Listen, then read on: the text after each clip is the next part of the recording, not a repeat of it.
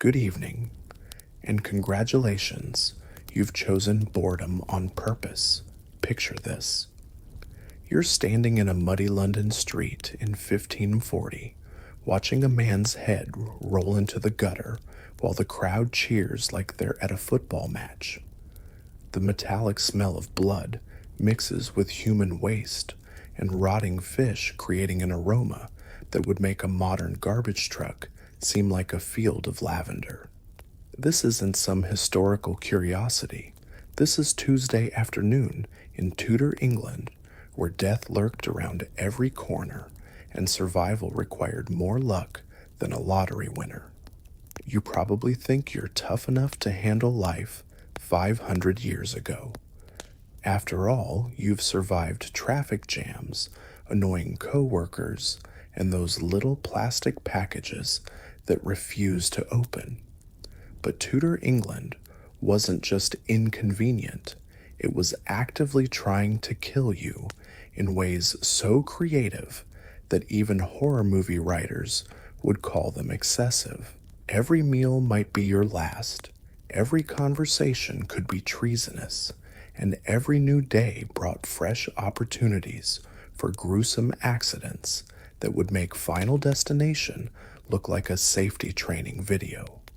So before you get comfortable, take a moment to like the video and subscribe, but only if you genuinely enjoy what I do here. Drop a comment, letting me know where you're listening from and what time it is in your part of the world, because wherever you are, whenever you are, you're infinitely safer than anyone who lived through the Tudor period. Now dim the lights, maybe turn on a fan for that soft background hum, and let's ease into tonight's journey together. You wake up in 1534, the year Henry VIII decided to make thinking dangerous. The Treason Act has just passed, and suddenly your brain has become a potential weapon of mass destruction. Under this new law, you can't even privately wish the king would stub his toe without risking your neck literally. The act makes it punishable by death to deny Henry's authority as head of the Church of England, to call him a heretic or tyrant, or even to wish him harm in the privacy of your own thoughts. But here's the terrifying catch. How do they prove what you're thinking? Simple, they torture it out of you, or they rely on neighbors, servants, and even family members to report suspicious conversations. England has transformed overnight into a surveillance state that would make Big Brother jealous. You realize that casual complaints about the king's policies, the kind of political griping that's as natural as breathing, have become capital offenses. The law's reach extends beyond obvious criticism. Refusing to swear an oath, acknowledging Henry as supreme head of the church, counts as treason. Questioning his marriage to Anne Boleyn, treason. Suggesting that his break with Rome might be motivated by personal rather than theological reasons, definitely treason. Even expressing nostalgia for the old Catholic ways can land you in front of an executioner who's probably nursing a hangover and hoping to finish work early. Historians still argue whether Henry genuinely believed in his divine right to execute anyone who disagreed with him, or if he simply found murder to be an effective political tool. What's certain is that the Treason Act created a climate of paranoia, where people stopped speaking freely, stopped trusting their neighbors, and started measuring their words with the precision of a pharmacist mixing poison. You quickly learn that silence isn't safety either. Refusing to answer questions about your loyalty can be interpreted as treasonous intent. The law demands active, enthusiastic support for Henry's supremacy, not mere passive acceptance. You're expected to inform on others, attend services at the new Church of England, and demonstrate your loyalty through word and deed. Neutrality has become a luxury that only the dead can afford. The psychological impact proves as devastating as the physical executions. You discover that living under constant surveillance changes how you think, not just how you speak. Self-censorship becomes so automatic that you start forgetting what you actually believe about the king, the church, and the political chaos swirling around you. The Treason Act doesn't just punish dissent, it erases the possibility of dissent by making independent thought too dangerous to risk. You're Thomas Cromwell's friend in 1539, and you've just made the worst matchmaking mistake in history. The king needs a fourth wife after Jane Seymour's death in childbirth, and you've convinced Cromwell to arrange a marriage based entirely on a painted portrait. This isn't swiping right on a dating app. This is international diplomacy conducted through oil and canvas, where artistic license can literally cost lives. Hans Holbein the Younger has painted Anne of Cleves with the same flattering touch he applies to all royal subjects. You've seen the portrait, a dignified woman with pale skin, modest dress, and an appropriately regal bearing. What the painting doesn't capture is personality conversation skills, or that indefinable chemistry that makes or breaks royal marriages. You're essentially setting up a blind date for a man who's already beheaded 2 wives and recently invented new reasons to execute people who annoy him. The political logic seems sound enough. Anne comes from the Duchy of Cleves, a Protestant German territory that could provide a useful alliance against the growing power of Catholic France and Spain. Cromwell, ever the pragmatist, sees marriage as diplomatic chess rather than romantic comedy. He's risen from blacksmith's son to the king's chief minister by understanding that Henry's personal desires usually align with England's political needs until they don't. When Anne arrives in England on New Year's Day, 1540, you witness one of history's most awkward first meetings. Henry, unable to contain his curiosity, disguises himself and visits Anne before their official introduction. The romantic gesture backfires spectacularly when Anne fails to recognize her future husband and treats him like any other courtier. Henry expects his new bride to see through his disguise with the magical intuition that apparently comes with true love. Instead, she politely endures conversation with what she assumes is another minor nobleman. The official meeting goes even worse. You watch Henry's expression sour as he realizes that Anne looks nothing like her idealized portrait. She's not hideous by most accounts.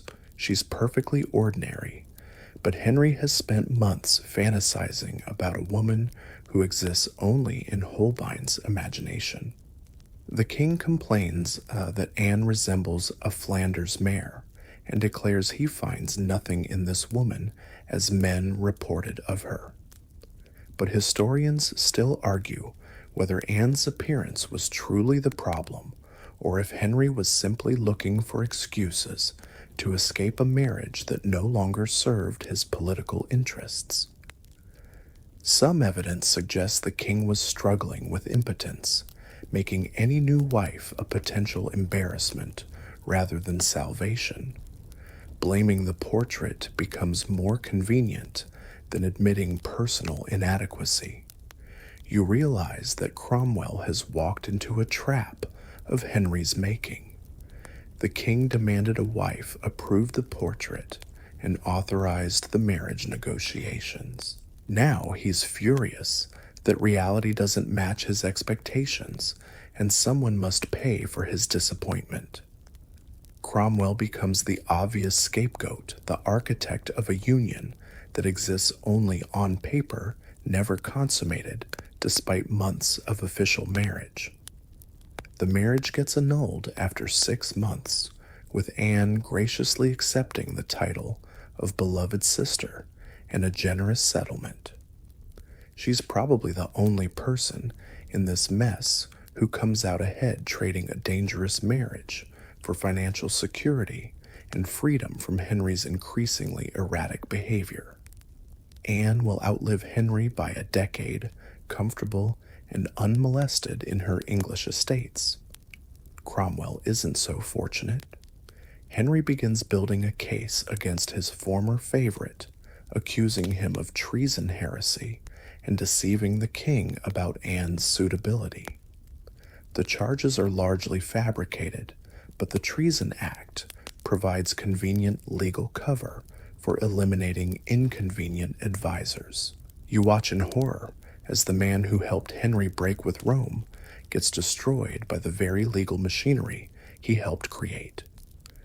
The execution takes place on July 28th, 1540, and it doesn't go smoothly. Some accounts suggest Cromwell's enemies bribed the executioner to botch the job, though evidence for this remains frustratingly unclear.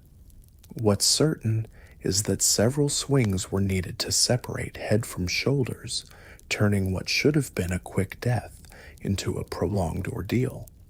The crowd, initially sympathetic to Cromwell's fall from grace, grows uncomfortable witnessing such clumsy butchery. Holbein remarkably survives the affair unscathed. The painter continues working for Henry until his own death from plague in 1543, apparently convincing the king that artistic interpretation shouldn't be punishable by death. This suggests that Henry understood perfectly well that portraits flatter their subjects. He simply needed someone to blame for his own poor judgment and deteriorating marriage prospects. You're a Tudor housewife preparing dinner, and death is sitting on your kitchen shelf, disguised as flour. In your cupboard, right next to the actual cooking ingredients, sits a bag of ratsbane arsenic powder that looks remarkably similar to wheat flour or barley meal. This isn't carelessness, it's necessity. As England urbanizes and more people crowd into cities like London, Bristol, and Liverpool, rat populations explode, and ratsbane becomes as common in households as salt or sugar. The problem isn't just that arsenic resembles food ingredients, it's that Tudor storage methods make fatal mix-ups almost inevitable. You keep everything in similar bags, boxes, or jars, often unlabeled or marked with symbols that become meaningless in dim candlelight. When you're cooking before dawn or after sunset, squinting in flickering firelight, white powder is white powder. The tragic irony is that the same urbanization creating rat problems also creates the lighting conditions that make poisoning accidents so common. You remember Barbara Gilbert of Leicestershire, whose story has become a cautionary tale whispered among housewives. She thought she was adding flour to her family's meal, but grabbed ratsbane instead. Being a conscientious cook, she tasted her creation before serving it, a habit that saved her family, but killed her. Barbara's death wasn't unusual. It was part of a pattern that claimed lives across Tudor England as people struggled to adapt to new urban hazards. The confusion extends beyond cooking. You learn about another woman who rose in the middle of the night to fetch beer for her sick husband, beer being safer than water in an age before sanitation. In the darkness, she mistook a jug of ratsbane solution for ale. Her husband didn't recover from his illness, but not for the reasons anyone expected. These stories circulate as warnings, but they keep happening because the underlying problem, dangerous substances stored alongside household necessities, remains unsolved. Historians still argue whether these deaths were truly accidental or if some represented convenient cover for deliberate poisoning. Arsenic was readily available, relatively tasteless when mixed with food, and its effects could be mistaken for common illnesses. The line between tragic accident and calculated murder often blurred, especially in cases involving inheritance disputes or unhappy marriages. But ratsbane wasn't just for rats and unfortunate spouses. It was also used intentionally for human targets, as the case of Sir Thomas Overbury demonstrates. Though Overbury died in 1613, technically after the Tudor period, his poisoning plot began during Elizabeth's reign and illustrates how arsenic had become the murder weapon of choice among ambitious courtiers. Overbury had been close friends with Robert Carr, a favorite of King James VI, but their relationship soured when Overbury opposed Carr's marriage to Frances Howard. You discover that Overbury's imprisonment in the Tower of London wasn't just political punishment, it was opportunity. Frances Howard, fearing that Overbury would expose her scandalous affairs and destroy her marriage prospects, arranged to have arsenic added to his food and drink. The poisoning took months, with Overbury's health gradually deteriorating as small doses accumulated in his system. His jailers, bribed by Howard's associates, participated in the slow murder while maintaining the pretense of providing medical care. The discovery of Overbury's murder reveals how sophisticated poisoning plots had become. His body showed telltale signs of arsenic poisoning, blackened skin, putrefied organs, and the distinctive odor that experienced investigators had learned to recognize. The subsequent investigation uncovered a network of conspirators, including jailers, servants, and accomplices who had access to both the poison and the victim. Several people were executed for their roles in Overbury's death, but Frances Howard escaped punishment entirely. Her noble status provided protection that ordinary poisoners couldn't expect, highlighting how justice in Tudor and early Stuart England often depended more on social rank than guilt or innocence. The case established precedents for investigating suspicious deaths that would influence poison cases for decades. You realize that living with ratsbane means living with constant vigilance. Every meal becomes a potential Last Supper, every late-night drink a game of chance. The Tudor kitchen, which should represent nourishment and family warmth, transforms into a minefield where one moment of inattention can prove fatal. Even the most careful housewife might someday reach for the wrong ingredient in poor light, or during illness joining the ranks of accidental poison victims whose deaths serve as grim reminders of urban life's hidden dangers. You're warming yourself by the fire in a Tudor manor house when death literally falls from above. Elizabeth Brown, working as a servant in a wealthy nobleman's household, faces the kind of workplace hazard that makes modern safety regulations look like paranoid overkill. Above her head, massive slabs of bacon called flitches hang from ropes, in the chimney slowly smoking and drying in the rising heat. The practice makes perfect sense, as smoke preserves meat chimneys, provide consistent heat, and hanging food keeps it away from rats and other vermin. What doesn't make sense is trusting medieval rope technology with chunks of meat that weigh as much as a small person. You watch in horror as the rope holding Elizabeth's bacon suddenly snaps, sending the heavy flitches crashing down onto her head and shoulders. The impact crushes her instantly, leaving her with injuries so severe that even Tudor medical intervention, limited as it is, can't save her. She lingers for 4 agonizing days before dying, probably from internal bleeding or traumatic brain injury that no physician can diagnose, much less treat. Elizabeth's death illustrates how Tudor life turns everyday necessities into death traps. Preserving food requires techniques that would horrify modern safety inspectors: heavy objects suspended over people's heads, open fires in wooden buildings, sharp tools used in dim lighting. Every household activity carries risks that accumulate over time, making survival as much about luck as skill. But falling bacon isn't the only occupational hazard in Tudor England. The new technology of public clocks creates its own deadly complications. You travel to Bungay, Suffolk in 1513, where clock towers represent the cutting edge of timekeeping technology. These massive mechanical devices require constant maintenance, and nobody has yet figured out how to service them safely.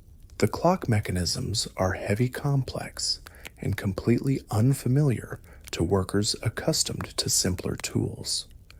John Townsend, a local laborer, has been hired to repair the large clock mechanism on the town's church tower. Clockwork pays well because it's specialized and dangerous, a combination that attracts desperate workers and ensures a steady supply of accidents. You watch John carefully dismantling the intricate gears and weights, probably the most complex machinery he's ever encountered. The mechanism weighs more than he does, requires precise handling, and must be lowered from significant height without modern safety equipment. The accident happens with the inevitability of all workplace disasters involving heavy objects and insufficient precautions.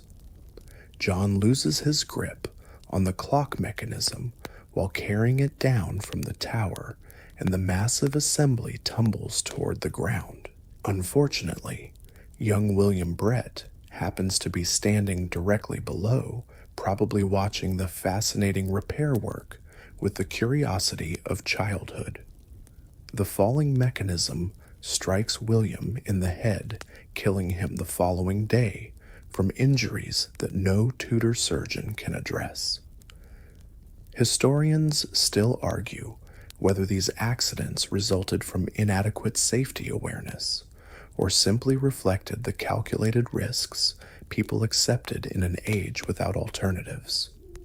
Clock towers provided essential public services in communities where few people owned personal timepieces, making repairs necessary despite obvious dangers. The choice wasn't between safe and unsafe work, it was between dangerous work and no public clocks at all. The Bungay accident becomes part of a pattern as clock technology spreads across England. Similar incidents occur in other towns as communities install church clocks and hire workers to maintain them. Falling weights, collapsing scaffolding, and mechanical failures create a new category of industrial accident in a society still learning how to manage complex technology safely. You realize that Tudor England sits at a particularly dangerous moment in technological development. Old safety traditions, designed for simple agricultural work, haven't adapted to new urban hazards like clock repair and large-scale food preservation. Modern safety thinking hasn't developed yet, leaving workers to navigate unfamiliar dangers through trial and error. The errors often prove fatal. The social response to these accidents reveals another layer of Tudor tragedy. Elizabeth Brown's death causes great shock and sadness in her employer's household, but doesn't trigger changes in bacon hanging procedures. William Brett's death devastates the Bungay community, but clock repairs continue using the same dangerous methods. People mourn individual victims while accepting that such accidents are inevitable costs of progress. You understand that surviving Tudor England means recognizing that innovation kills people. Every new technology, from improved food preservation to public timekeeping, creates unforeseen hazards that claim lives before anyone learns to prevent them. Progress isn't just uncomfortable, it's literally deadly until someone figures out how to make it safe. You're watching Henry VIII transform from athletic young monarch into something resembling a paranoid overweight dictator with a hair-trigger temper and a collection of festering wounds. The change doesn't happen overnight, it's a gradual decline that makes his later murderous behavior almost predictable, if no less terrifying. You witness firsthand how physical deterioration can turn political authority into personal vendetta, making everyone around the king a potential victim of his pain and frustration. In his youth, Henry was genuinely impressive, 6 feet tall, in an age when most men barely reached 5'6", athletic enough to excel at tennis and wrestling, and skilled enough at jousting to compete with professional knights. You watch him thunder across tournament fields on massive war horses lance in hand, playing a game that's essentially medieval NASCAR with deliberately deadly overtones. The crowds love it, Henry loves it, and nobody considers that repeated head trauma might not be ideal for long-term decision-making abilities. The jousting injuries accumulate like interest on a debt Henry can never repay. You see him take hits that would hospitalize modern athletes, then climb back onto his horse and demand another round. In 1524, a lance splinters against his helmet, probably causing a concussion that nobody recognizes or treats. In 1536, a more serious accident leaves him unconscious for 2 hours and creates a leg wound that will never properly heal, turning into an ulcer that torments him for the rest of his life. The leg wound becomes Henry's constant companion, weeping pus and causing pain that makes walking difficult and standing unbearable. You watch him try to maintain royal dignity while dealing with what's essentially a permanent infected injury that 16th century medicine can't address. The smell alone must be remarkable. Infected wounds, in an age before antibiotics, produce odors that can clear rooms faster than fire alarms. But the physical deterioration goes beyond injuries. Henry develops what can only be described as a serious eating disorder, consuming massive quantities of food while his mobility decreases dramatically. You observe royal feasts, where Henry puts away enough calories to feed several normal families, washing down elaborate dishes with gallons of wine and beer. His weight balloons toward 400 pounds, creating a vicious cycle where obesity makes movement more painful, pain makes him more irritable, and irritability makes him more likely to order executions. Historians still argue whether Henry's mental changes resulted from head injuries, chronic pain, or underlying psychological disorders that physical problems simply made worse. What's certain is that the combination of constant agony, restricted mobility, and absolute political power creates a perfect storm for tyrannical behavior. Henry becomes a man who can eliminate anyone who annoys him, and increasingly, everyone annoys him. The psychological impact of chronic illness on an absolute monarch proves catastrophic for everyone within range. You realize that Henry's pain becomes England's pain, transmitted through executions policy changes and the general atmosphere of terror that surrounds his court. When the king hurts, people die. It's that simple. His personal medical problems become national political crises because nobody can tell an absolute monarch that his suffering doesn't justify mass murder. Henry's obsession with producing a male heir adds another layer of desperation to his declining health. You watch him cycle through wives with the determination of someone who believes the next marriage will solve all his problems, political, personal, and physical. Each failed relationship increases his paranoia and rage, making him more likely to blame external enemies rather than acknowledge his own limitations. The king's medical team, such as it is, proves completely inadequate to address his complex health problems. Tudor physicians understand neither head trauma nor diabetes, two conditions that probably contribute significantly to Henry's behavioral changes. They try bloodletting herbal remedies and prayers, but none of these approaches can address chronic traumatic brain injury or metabolic disorders. Henry suffers without relief, taking his frustration out on anyone unlucky enough to be nearby. You discover that Henry's court becomes a place where physical disability and absolute power combine to create unprecedented danger. Nobles who once felt secure in their positions now realize that royal favor can evaporate as quickly as Henry's temper flares. The king's unpredictability, fueled by pain and psychological deterioration, makes every interaction potentially fatal. Saying the wrong thing, supporting the wrong policy, or simply being present during one of Henry's bad days can result in charges of treason and a date with the executioner.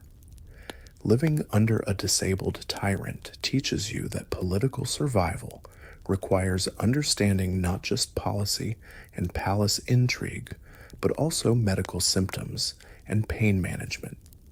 Henry's good days offer opportunities for advancement. His bad days require strategic invisibility. Everyone around him becomes an amateur diagnostician trying to read his mood through his gait facial expressions and eating habits. You're standing in front of a Tudor apothecary's shop, staring at shelves lined with the same substance that kills rats, murders inconvenient noblemen, and apparently makes excellent face powder. Arsenic isn't just a poison in Tudor England, it's a beauty product medicine and lifestyle enhancement, all rolled into one deadly package. The fact that it kills people seems almost incidental compared to its remarkable versatility in improving your complexion and treating mysterious ailments that Tudor physicians can't properly diagnose. The beauty industry embraces arsenic with enthusiasm that would terrify modern cosmetics regulators. You watch wealthy women apply arsenic-based powders to achieve the pale, translucent skin that represents aristocratic leisure and refined femininity. Tanned skin suggests outdoor labor, the mark of peasants and farmers who can't afford to stay indoors. Arsenic delivers the ghostly pallor that announces your social status from across a crowded room, even as it slowly destroys your internal organs with each application. Queen Elizabeth I becomes arsenic's most famous customer, caking her face with white lead and arsenic-based cosmetics that create her distinctive mask-like appearance. You observe her transformation from young woman to living statue, her face becoming increasingly artificial as layers of toxic makeup accumulate over decades. The irony isn't lost on anyone England's virgin queen may be slowly poisoning herself in pursuit of eternal youth and beauty, using the same substance that eliminates her political enemies. Some historians still argue whether Elizabeth's eventual death resulted from arsenic poisoning or simply old age complicated by the various health challenges of 16th century life. What's undeniable is that decades of applying heavy metals to facial skin can't be healthy, even by Tudor standards. Elizabeth's later portraits show a woman whose face has become a porcelain mask, beautiful but somehow inhuman, exactly the effect arsenic makeup was designed to achieve. But arsenic's medical applications prove even more disturbing than its cosmetic uses. You visit Tudor physicians who prescribe arsenic for everything from skin conditions to sexual dysfunction, apparently believing that controlled poisoning represents cutting-edge therapeutic intervention. Patients with psoriasis and eczema receive topical arsenic treatments that might reduce inflammation but definitely cause long-term tissue damage. The cure often proves worse than the disease, but nobody has developed better alternatives. The oral administration of arsenic for internal ailments reveals the desperate state of Tudor medicine. You watch physicians prescribe tiny doses of arsenic for patients suffering from conditions they can't identify or understand, hoping that poison, in small amounts, might stimulate healing responses. Sometimes it works the placebo effect, combined with arsenic's genuine anti-inflammatory properties, can produce temporary improvements. More often, it simply adds arsenic poisoning to whatever was already wrong with the patient. Bloodletting represents another cornerstone of Tudor medical practice based on theories that would make modern doctors weep. You observe physicians who believe the human body contains 4 fluids called humors, blood phlegm, yellow bile, and black bile that must remain in perfect balance for health. Illness results from humoral imbalance, and the obvious solution involves removing excess blood until equilibrium returns. The logic seems unassailable until you realize it's completely wrong. The bloodletting process itself involves techniques that range from surgical to agricultural. You watch physicians use lancets to make precise incisions, cupping glasses, to create suction, or simply apply leeches to various body parts and let nature take its course. The amount of blood removed depends on the physician's training, the patient's condition, and apparently whatever seems appropriate at the moment. Some patients lose enough blood to cause anemia, others lose enough to cause death. Historians still debate whether bloodletting provided any genuine medical benefits or simply represented elaborate placebo treatment that occasionally succeeded through random chance. What's certain is that removing blood from sick people usually makes them sicker, especially when combined with other Tudor medical interventions like mercury treatments and arsenic supplements. The combination of bloodletting and poisoning creates a healthcare system that's actively hostile to patient survival.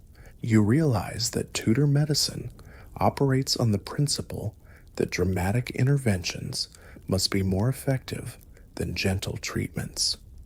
Physicians compete to prescribe the most aggressive therapies, apparently believing that serious diseases require serious cures.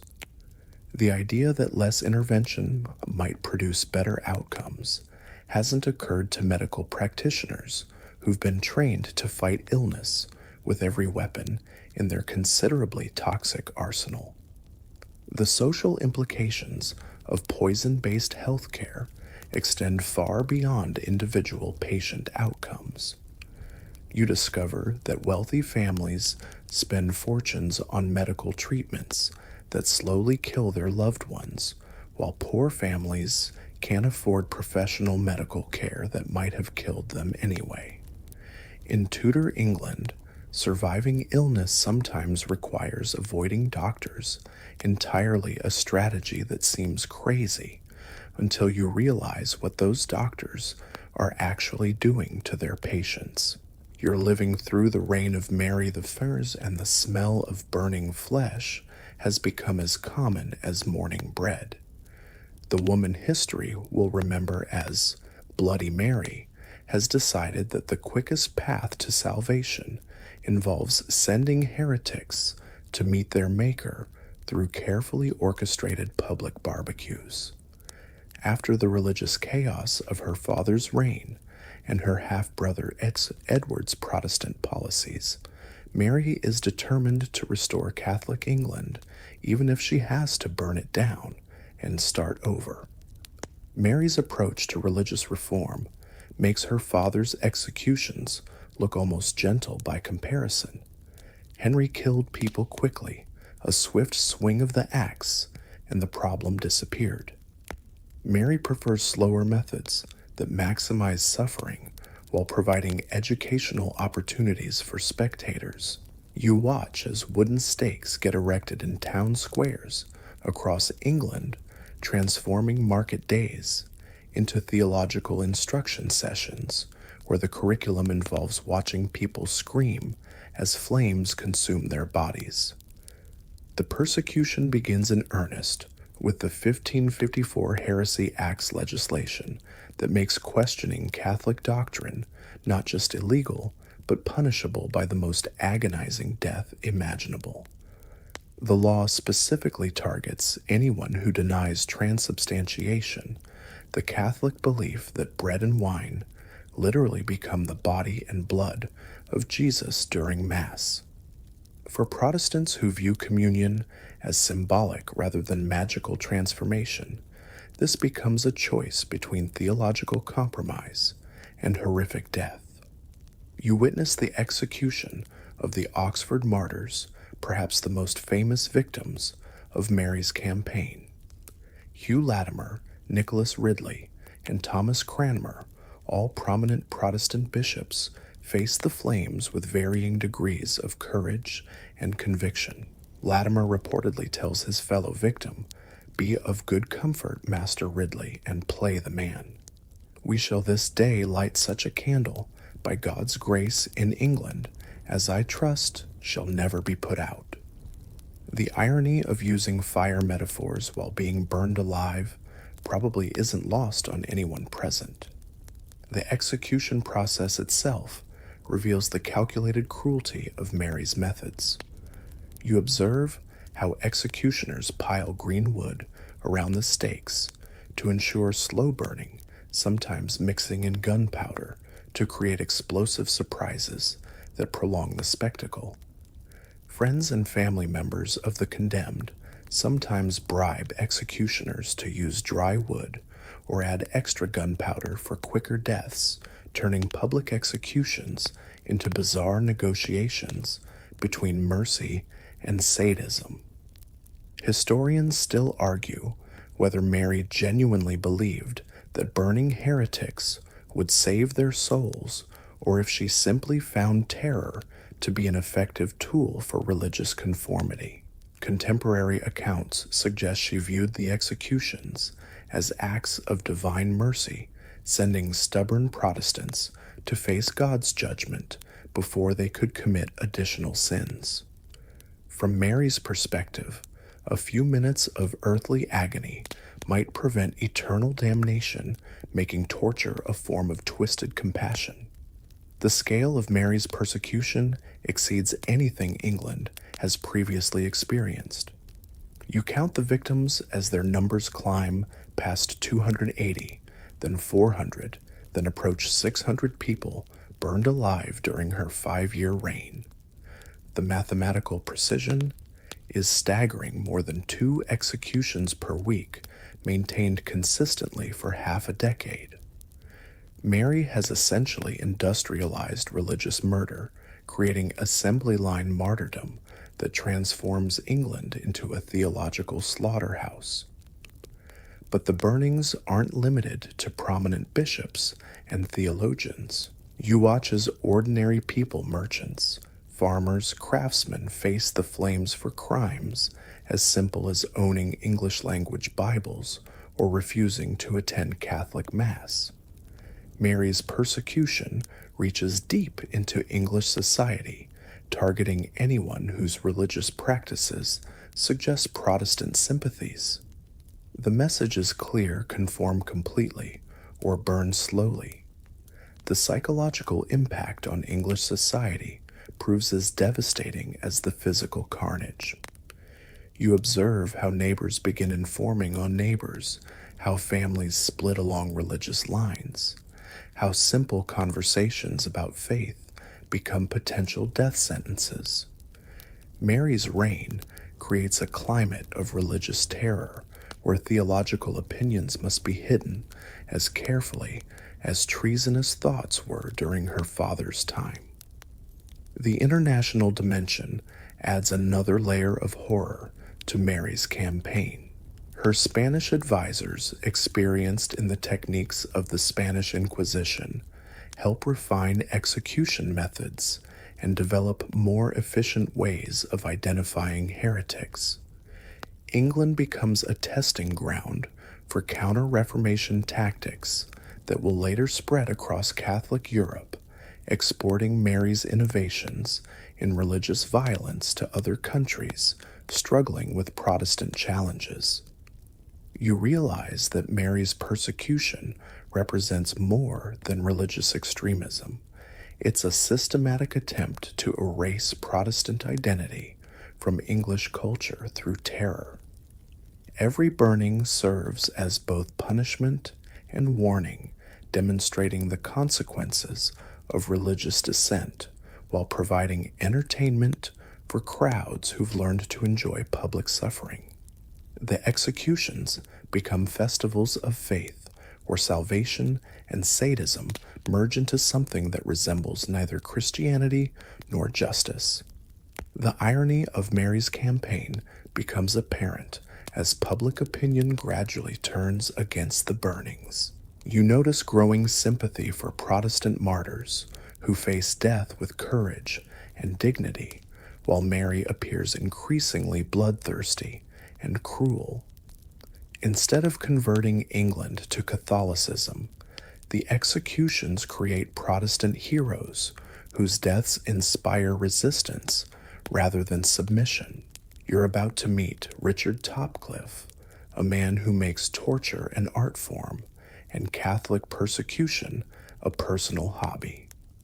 Under Elizabetha's reign, the religious pendulum swings violently back toward Protestantism, and Topcliffe becomes the Queen's unofficial enforcer, a government agent whose enthusiasm for causing pain would impress medieval inquisitors. His contemporaries call him the priest hunter, though sadistic psychopath with legal authority might be more accurate. Topcliffe holds various official positions: Member of Parliament, Justice of the Peace, and something called a pursuivant, which is essentially a government-sponsored bounty hunter specialized in tracking down religious dissidents. You watch him operate with the efficiency of someone who genuinely loves his work, combining legal authority with personal sadism to create a reign of terror that makes Mary's burnings look almost merciful by comparison. At least burning is relatively quick. Topcliffe prefers methods that can be prolonged indefinitely.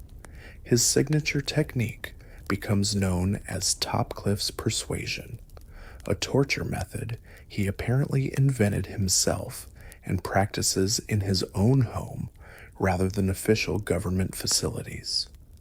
You witness the horrifying simplicity of the process. Prisoners are suspended from the ceiling by their wrists, then repeatedly dropped and jerked upward until their shoulders dislocate and their arms tear from their sockets. The beauty of the method, from Topcliffe's perspective, is that it leaves no permanent marks while causing excruciating pain that can be repeated as often as necessary. The priest hunter doesn't limit himself to professional torture. He treats the entire process as personal entertainment. You observe him taunting victims during their ordeals, insulting their faith, and forcing them to perform humiliating acts of submission. He requires prisoners to kneel before him and kiss his hand, transforming religious persecution into personal dominance displays that satisfy his ego as much as his political objectives. The man clearly enjoys his work in ways that make ordinary sadists look emotionally restrained. Topcliffe's network of informants reveals the sophisticated surveillance system that Elizabeth's government has developed to track Catholic activities. You discover that he maintains spies throughout England who report on suspicious religious practices, secret mass attendance, and anyone who might be harboring fugitive priests. The system operates like an early version of organized crime, with Topcliffe using blackmail, intimidation, and financial incentives to maintain loyalty among his collaborators. His pursuit of Edmund Campion demonstrates Topcliffe's methods at their most ruthless. Campion, a Jesuit priest operating illegally in England, represents exactly the kind of Catholic missionary that Elizabeth's government fears most educated, charismatic, and capable of converting Protestants back to Rome. You watch Topcliffe hunt Campion with the persistence of someone tracking valuable prey, using every resource at his disposal to capture a single priest whose only crime is practicing his religion. When Campion is finally captured, Topcliffe personally oversees his interrogation and torture.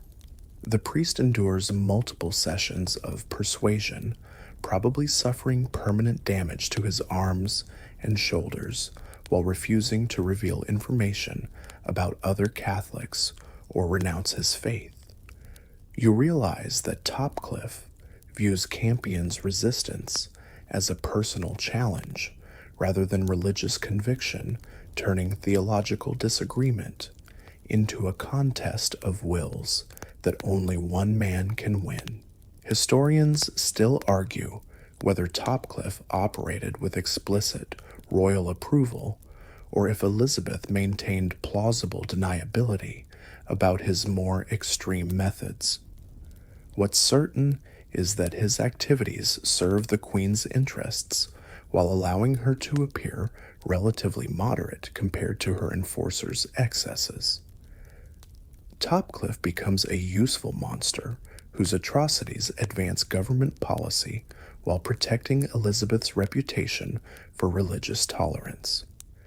The execution of Campion and other Catholic priests follows the traditional pattern for treason, hanging until nearly unconscious, then disembowelment and quartering while the victim remains alive. You watch Topcliffe attend these executions with obvious satisfaction, ensuring that the full sentence is carried out and that the condemned men suffer appropriately before dying. His presence transforms legal punishment into personal revenge, suggesting that religious persecution has become as much about individual hatred as government policy. The psychological profile that emerges from Topcliffe's career reveals someone who combines genuine religious conviction with pathological enjoyment of inflicting pain. You observe a man who apparently believes he's serving God by torturing Catholics, but who also clearly relishes the power and cruelty involved in his work. This combination of faith and sadism creates a particularly dangerous type of fanatic, someone whose religious beliefs justify any level of brutality against perceived enemies. Topcliffe's legacy extends beyond his individual victims to encompass the broader climate of fear he creates throughout Catholic communities in England. You realize that his reputation alone probably prevents more Catholic activities than his actual captures and executions. The mere possibility of falling into his hands becomes a deterrent that shapes behavior across religious communities, making him an effective terrorist whose influence extends far beyond his direct actions. You're living in an England where flying broomsticks are considered credible evidence in court, and your neighbor's cat might be grounds for execution. Witch mania has gripped Tudor society with the intensity of a religious revival, except instead of saving souls, the goal is identifying and burning women whose crimes range from actual malice to simply being old, unpopular, or economically inconvenient. The witch trials represent mass hysteria, given legal authority transforming superstition into jurisprudence with predictably horrific results. The Witches of Warboys trial in 1593 demonstrates how quickly rational thinking evaporates when supernatural explanations become acceptable in court. You witness 4 women from a small Huntingdonshire village accused of practicing witchcraft based on testimonies so bizarre that modern readers would assume it came from a fantasy novel rather than legal proceedings. The charges include flying on broomsticks, casting spells on livestock, and transforming into various animals accusations that somehow convince educated judges and jury members. The primary accusers are 2 young girls, Jane Willis and Susan Lathrop, who claim to have been bewitched by the defendants. You observe their performances in court as they demonstrate seizures, hallucinations, and other symptoms that could result from anything from epilepsy to attention-seeking behavior. But in a society that believes supernatural intervention explains unusual phenomena, medical or psychological explanations never receive serious consideration. The girl's suffering must be supernatural, therefore someone must be practicing witchcraft. The evidence presented against the Warboys women reveals the elastic nature of witch trial testimony.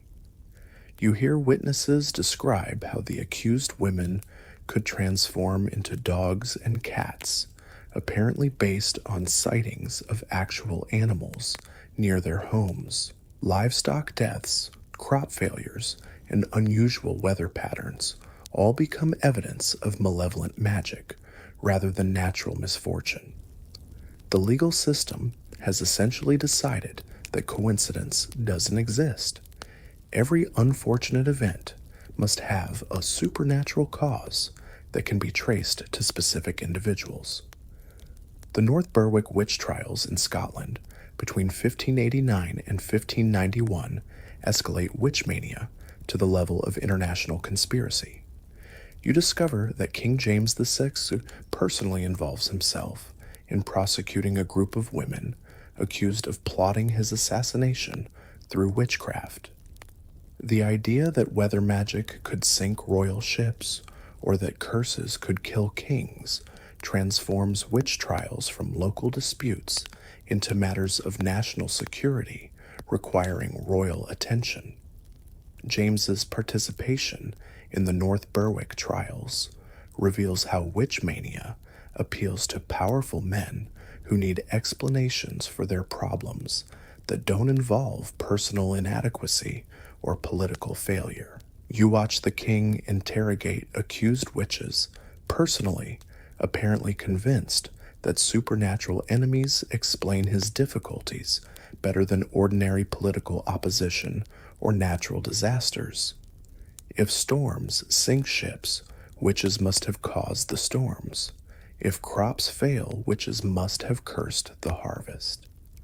The alternative that random misfortune affects even kings seems unacceptable to rulers who believe in divine favor.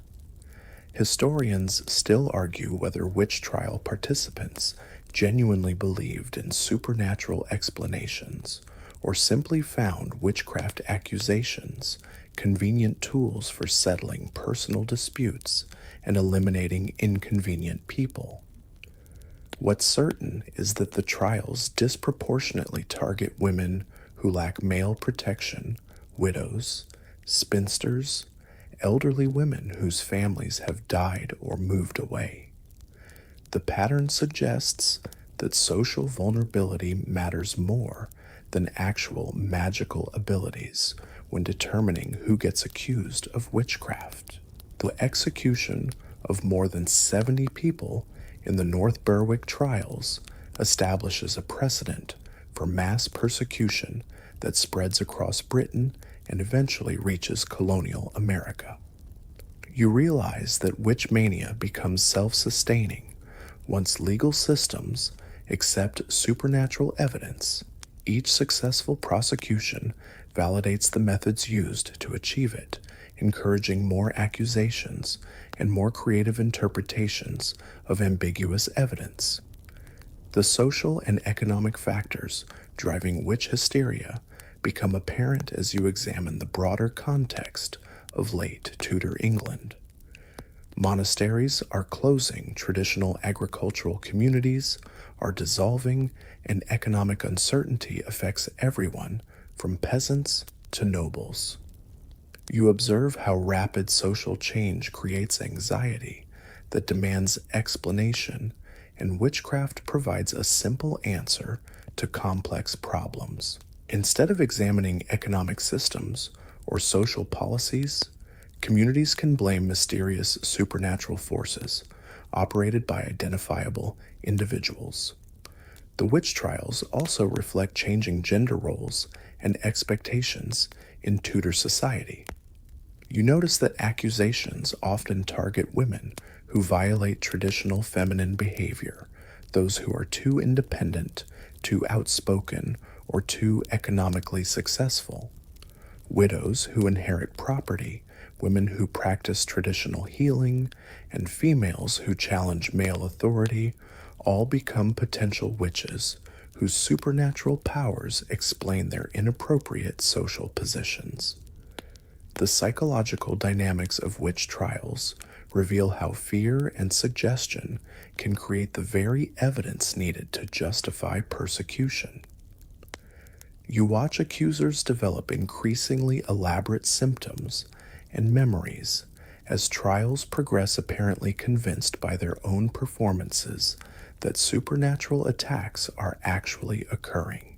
The line between deliberate deception and genuine delusion blurs when entire communities accept that witchcraft explains ordinary misfortunes.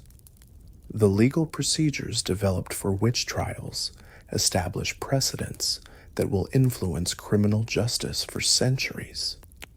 You observe courts accepting spectral evidence dreams and visions as proof of guilt while rejecting traditional standards of evidence that require physical proof and reliable witnesses. The witch trials essentially create parallel legal systems where normal rules don't apply and accusation becomes equivalent to conviction. You're stepping into a Tudor city street and immediately regretting every breath you take. The air itself seems solid with filth, a toxic mixture of human excrement, animal waste, rotting garbage, and industrial pollution that would make a modern sewage treatment plant smell like a flower garden. London, Bristol, and Liverpool are growing faster than anyone can manage, creating urban environments where survival requires developing immunity to diseases that haven't even been discovered yet. The streets serve multiple functions that violate every principle of modern sanitation. You watch residents dump chamber pots directly from upper-story windows, creating impromptu sewage waterfalls that splash onto anyone unlucky enough to be walking below. The practice is so common that people shout "Gardy-loo" as a warning before emptying their waste, though the cry often comes too late to avoid getting splattered with someone else's bodily functions. The streets basically function as open sewers where human waste mixes with rain, creating rivers of filth that flow through residential areas. But human waste represents only one component of the urban pollution cocktail. You observe butchers dumping animal entrails and blood directly into streets, creating slick, stinking obstacles that attract rats, flies, and feral dogs. Tanneries release chemicals and rotting flesh into water supplies, while blacksmiths and other craftsmen add smoke ash and metallic particles to air that's already barely breathable. Every industry contributes its own special variety of toxicity to the urban environment. The lack of effective waste management creates perfect breeding conditions for disease outbreaks that regularly devastate urban populations. You witness how quickly illnesses spread through overcrowded neighborhoods where clean water doesn't exist and waste removal happens only through rain or manual removal by residents who can't afford better accommodations. The same urbanization that promises economic opportunity also guarantees exposure to diseases that rural populations never encounter. Plague outbreaks represent the most dramatic health crises, but daily exposure to contaminated water and air creates chronic health problems that affect everyone. You develop persistent coughs from inhaling coal smoke and industrial fumes, while digestive problems become routine results of drinking water contaminated with sewage and chemical runoff. The urban environment itself becomes a slow-acting poison that weakens residents' health even when epidemic diseases aren't actively killing them. The overcrowding situation defies modern comprehension. You discover families of 6 or 8 people sharing single rooms in buildings that house dozens of households. Privacy doesn't exist, sanitation is impossible, and personal hygiene becomes a luxury that most residents can't afford. The combination of too many people in too little space with no effective waste management creates living conditions that would be illegal in modern refugee camps. Historians still argue whether Tudor city governments were genuinely unable to address urban health problems or simply unwilling to invest in infrastructure that would benefit poor residents rather than wealthy merchants.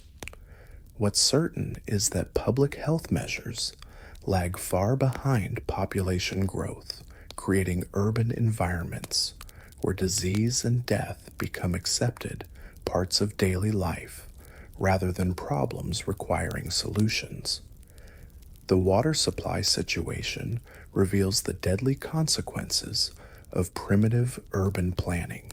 You learn that most cities rely on wells and rivers that receive direct contamination from all the waste disposal methods described above. Clean water becomes a luxury commodity that wealthy residents can afford, while poor families choose between drinking contaminated water and dying of thirst. The choice usually isn't difficult, though both options carry significant health risks. The emergence of new neighborhoods without any planning or regulation creates urban chaos that persists for generations. You watch developers throw up buildings wherever space exists without considering sewage disposal, water access, or disease prevention. The result resembles refugee camps more than planned communities, temporary solutions that become permanent slums where health problems compound over time. Animal control represents another aspect of urban life that modern residents would find incomprehensible. You encounter pigs, chickens, and cattle wandering freely through streets, adding their waste to the general pollution while competing with humans for limited space. Though animals provide food and economic opportunities, but they also carry diseases and create additional sanitation challenges in environments that already can't handle human waste effectively. The social implications of urban pollution extend beyond health problems to encompass class distinctions that literally depend on access to clean air and water. You observe how wealthy residents live in areas with better drainage and air circulation, while poor families crowd into the most polluted neighborhoods where disease rates reflect environmental conditions. Economic inequality manifests directly through differential exposure to toxins and pathogens that affect life expectancy and quality of life. Industrial pollution adds another layer of danger to urban environments where residents already struggle with basic sanitation. You breathe air contaminated with coal smoke, metalworking fumes, and chemical runoff from textile production. The combination of residential and industrial waste creates toxic environments where simply living in the city becomes a health hazard that accumulates over time. The lack of medical understanding about disease transmission means that communities can't effectively respond to health crises even when they recognize problems. You watch residents try traditional remedies and religious interventions to address diseases that result from environmental contamination, never making the connection between urban pollution and health outcomes that seems obvious to modern observers. You're watching families tear themselves apart over questions of bread and wine, while neighbors who've shared meals for decades prepare to watch each other burn. The religious warfare between Catholics and Protestants has moved beyond theological debate into something resembling tribal conflict, where choosing the wrong church service can cost you everything from property to family relationships to your actual life. England has become a battlefield where the weapons are prayer books and the casualties are entire communities. The schism runs deeper than simple disagreement about religious doctrine. It reflects fundamental differences about authority tradition and English national identity. You observe Catholic families who view Henry's break with Rome as temporary political maneuvering that will eventually be reversed, while Protestant neighbors see Catholicism as foreign influence that threatens English independence. The religious divide becomes proxy warfare between different visions of what England should become, but the personal costs prove more devastating than political implications. You watch fathers disown sons who choose different faiths, wives separated from husbands whose religious conversions put families at legal risk, and children forced to choose between parents who represent opposing theological camps. The Reformation doesn't just change religious practices, it destroys the social fabric that holds communities together, turning shared traditions into sources of deadly conflict. The economic dimensions add material incentives to religious persecution. You discover that religious conversion often provides convenient justification for seizing property-canceling debts and eliminating business competition. Protestant merchants can destroy Catholic rivals by questioning their religious loyalty, while Catholic landlords find excuses to evict Protestant tenants whose presence becomes politically dangerous. Religious warfare becomes economic warfare conducted through theological accusations. Marriage relationships become particularly vulnerable to religious conflict.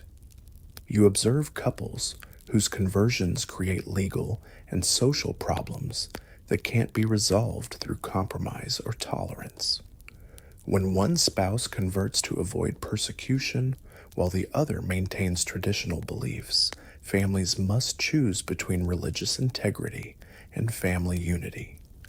Children from these divided marriages often face impossible choices between parents whose faiths have become mutually exclusive. The community surveillance systems that develop around religious enforcement turn neighbors into potential enemies. You realize that attending the wrong church service, possessing banned religious books, or expressing unpopular theological opinions can trigger reports to authorities by people who've known your family for generations.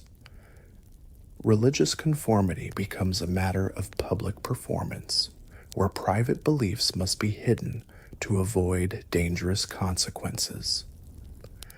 Historians still argue whether the religious violence resulted from genuine theological conviction or simply provided convenient cover for settling personal disputes and political conflicts.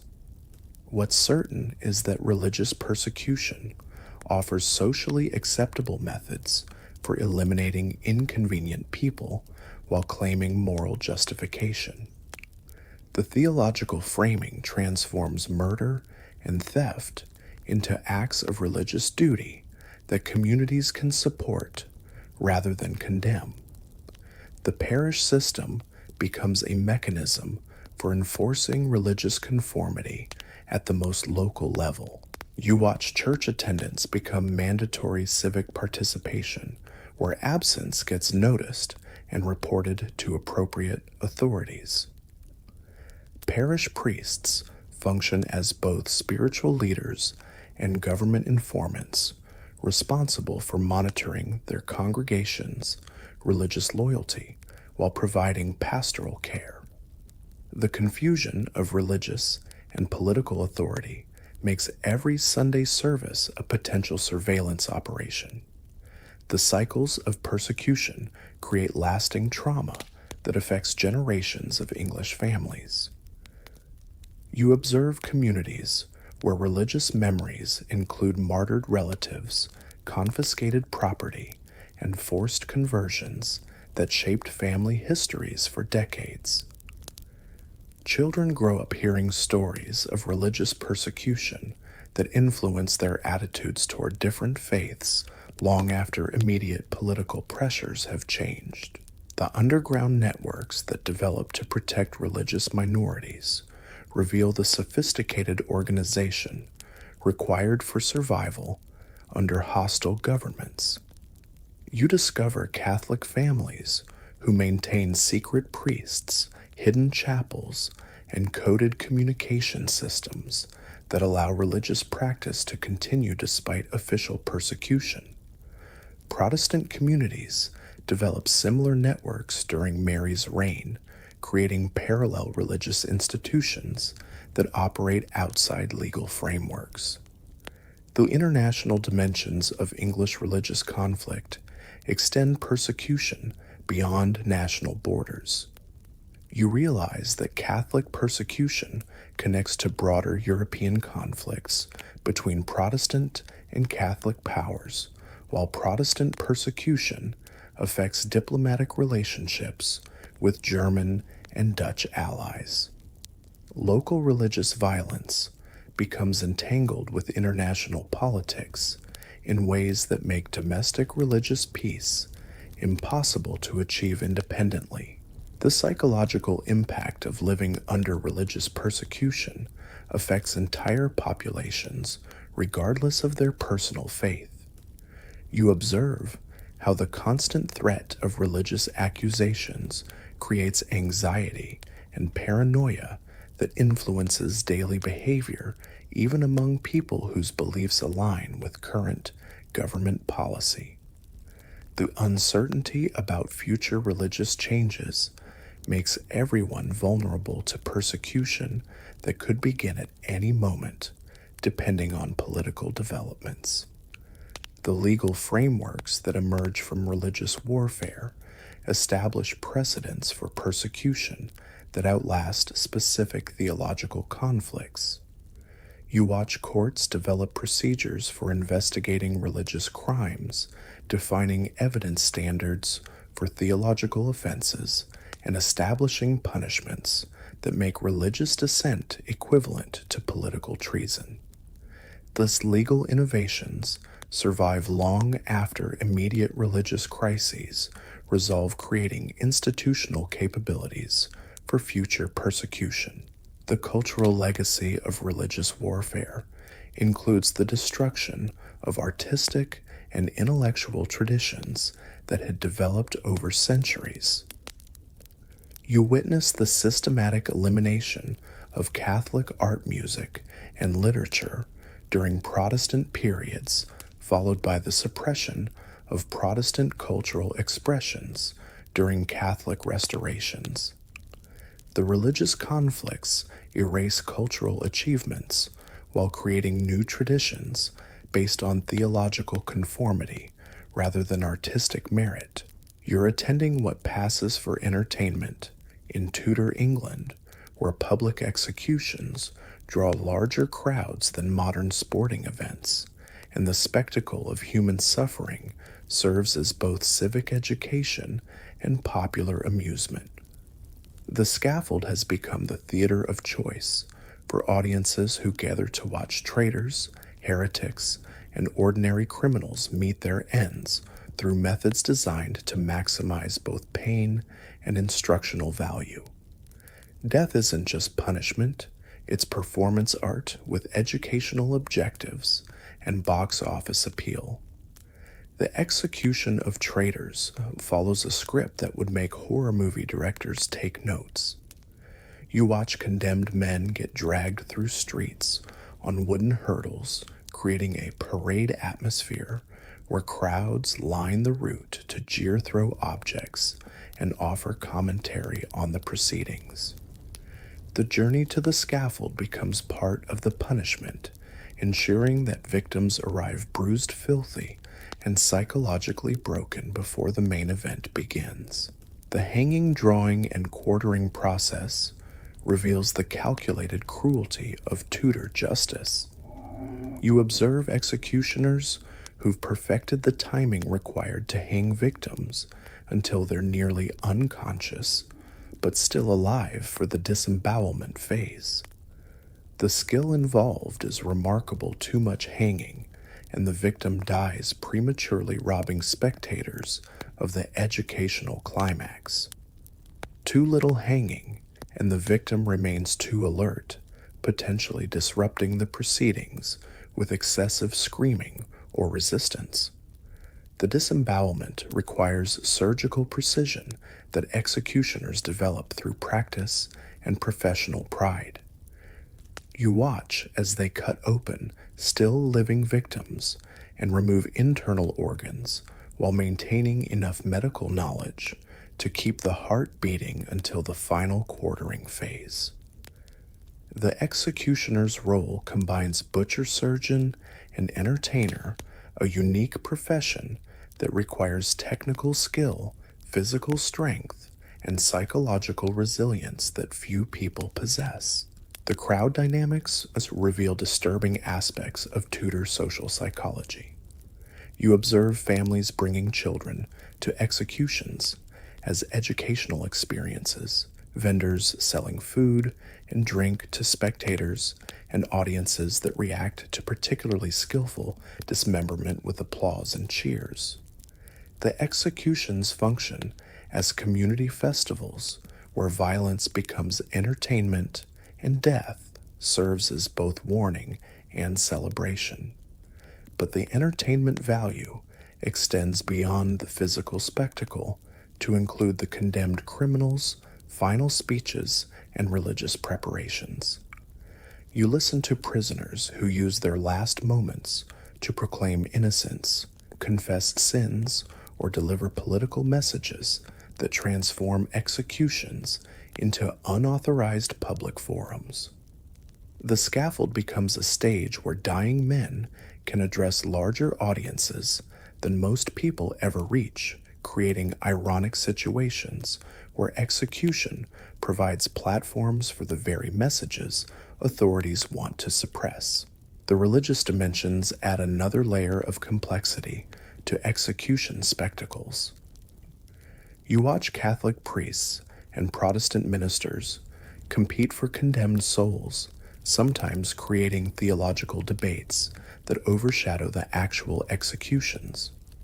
The dying person's religious preparation becomes public performance, where salvation and damnation play out before audiences who view spiritual struggle as additional entertainment.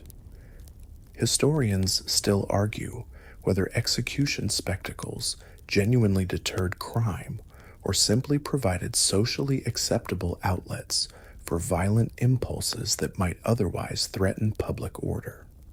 What's certain is that the executions attract massive crowds whose behavior suggests genuine enthusiasm for watching humans suffering rather than reluctant attendance at necessary civic duties. The economic impact of public executions reveals their importance to Tudor urban life. You discover that execution days generate significant revenue for vendors, tavern keepers, and anyone else who can profit from large gatherings. Hotels and restaurants experience increased business, while pickpockets and prostitutes find lucrative opportunities among distracted crowds. Executions become economic stimuli that benefit entire communities, even as they destroy individual lives. The technical innovations in execution methods reflect ongoing efforts to improve both efficiency and spectacle. You observe executioners experimenting with different rope materials, blade angles, and dismemberment sequences to enhance either the speed or duration of death, depending on the desired effect. The profession develops specialized knowledge that gets passed down through apprenticeships and practical experience. The social hierarchy manifests clearly in execution protocols that reflect class distinctions even in death. You watch noble prisoners receive relatively quick beheadings, while commoners endure the full hanging, drawing, and quartering routine. The quality of death depends on social status, ensuring that class privileges extend into the afterlife, while providing different types of entertainment for audiences with varying tastes for violence. The international reputation of English execution methods attracts foreign visitors who travel specifically to witness Tudor justice in action. You encounter tourists from across Europe who view English executions as cultural experiences comparable to visiting cathedrals or attending theater performances. The executions become tourist attractions that enhance England's reputation for creative violence while generating foreign currency through death tourism. The psychological impact on regular attendees raises questions about the long-term effects of exposure to graphic violence as routine entertainment. You observe community members who attend multiple executions with the casual familiarity of modern television viewers, apparently desensitized to human suffering that would traumatize people from less violent societies. The normalization of execution spectacles shapes cultural attitudes toward violence that influence behavior in other social contexts. The aftermath of executions includes the disposal of body parts that creates additional opportunities for profit and superstition. You watch crowds compete for pieces of rope, clothing fragments, and even body parts that supposedly possess magical or medicinal properties. The executed criminals become commodities whose remains generate ongoing revenue streams, while serving as relics for people who believe that proximity to violent death provides spiritual or material benefits. You're navigating a court where dinner invitations have become elaborate murder plots, and every shared meal might be your last.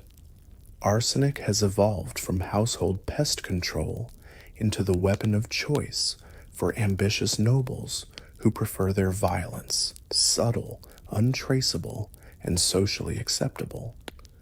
The art of poisoning has reached such sophistication that Tudor aristocrats can eliminate rivals while maintaining perfect plausible deniability, transforming every social gathering into potential crime scenes where hospitality and homicide blend seamlessly together. The appeal of arsenic for noble conspirators lies in its perfect combination of availability, effectiveness, and social camouflage. You observe how easily wealthy households can acquire large quantities of ratsbane for legitimate purposes, then redirect portions toward less official uses without attracting attention. Unlike swords or daggers, poison doesn't require physical confrontation or obvious violence that might implicate specific individuals. A successful poisoning can appear to be natural death, especially in an age when sudden illness and mysterious medical conditions affect everyone from peasants to kings. The slow-acting nature of arsenic poisoning provides additional advantages for calculating murderers. You watch poisoners administer small doses over extended periods, creating gradual health deterioration that resembles chronic illness rather than deliberate attack. The victim's condition deteriorates slowly enough that multiple people have opportunity to add doses, making it nearly impossible to identify specific culprits or pinpoint exact timing of the poisoning attempts. The case of Sir Thomas Overbury demonstrates how poisoning plots develop among court circles where political and personal motives intersect. You witness the elaborate conspiracy that develops around Overbury's opposition to Robert Carr's marriage to Frances Howard, a situation that transforms romantic disagreement into deadly vendetta. The imprisonment provides perfect opportunity for controlled poisoning, while the victim's isolation prevents outside interference or medical intervention that might identify the true cause of his declining health.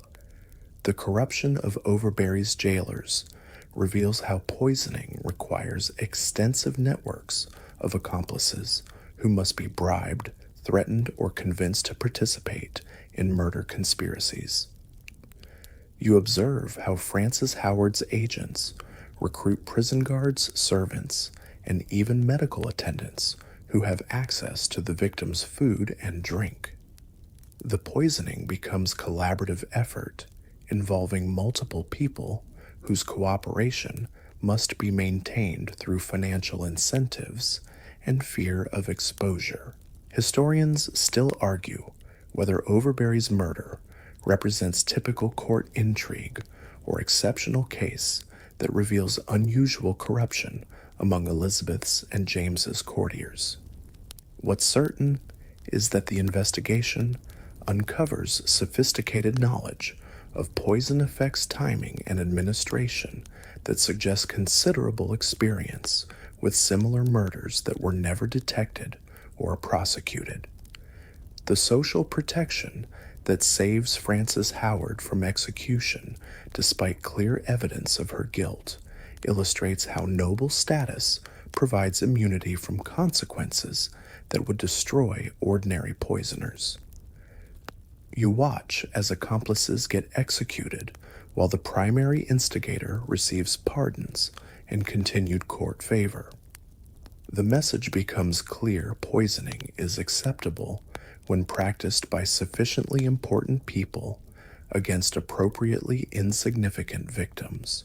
The development of specialized knowledge about poison effects creates informal networks of information that circulate among potential poisoners.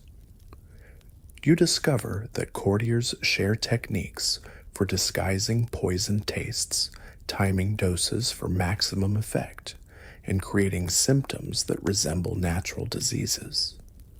The knowledge spreads through social connections rather than formal instruction, creating communities of practice around sophisticated murder methods.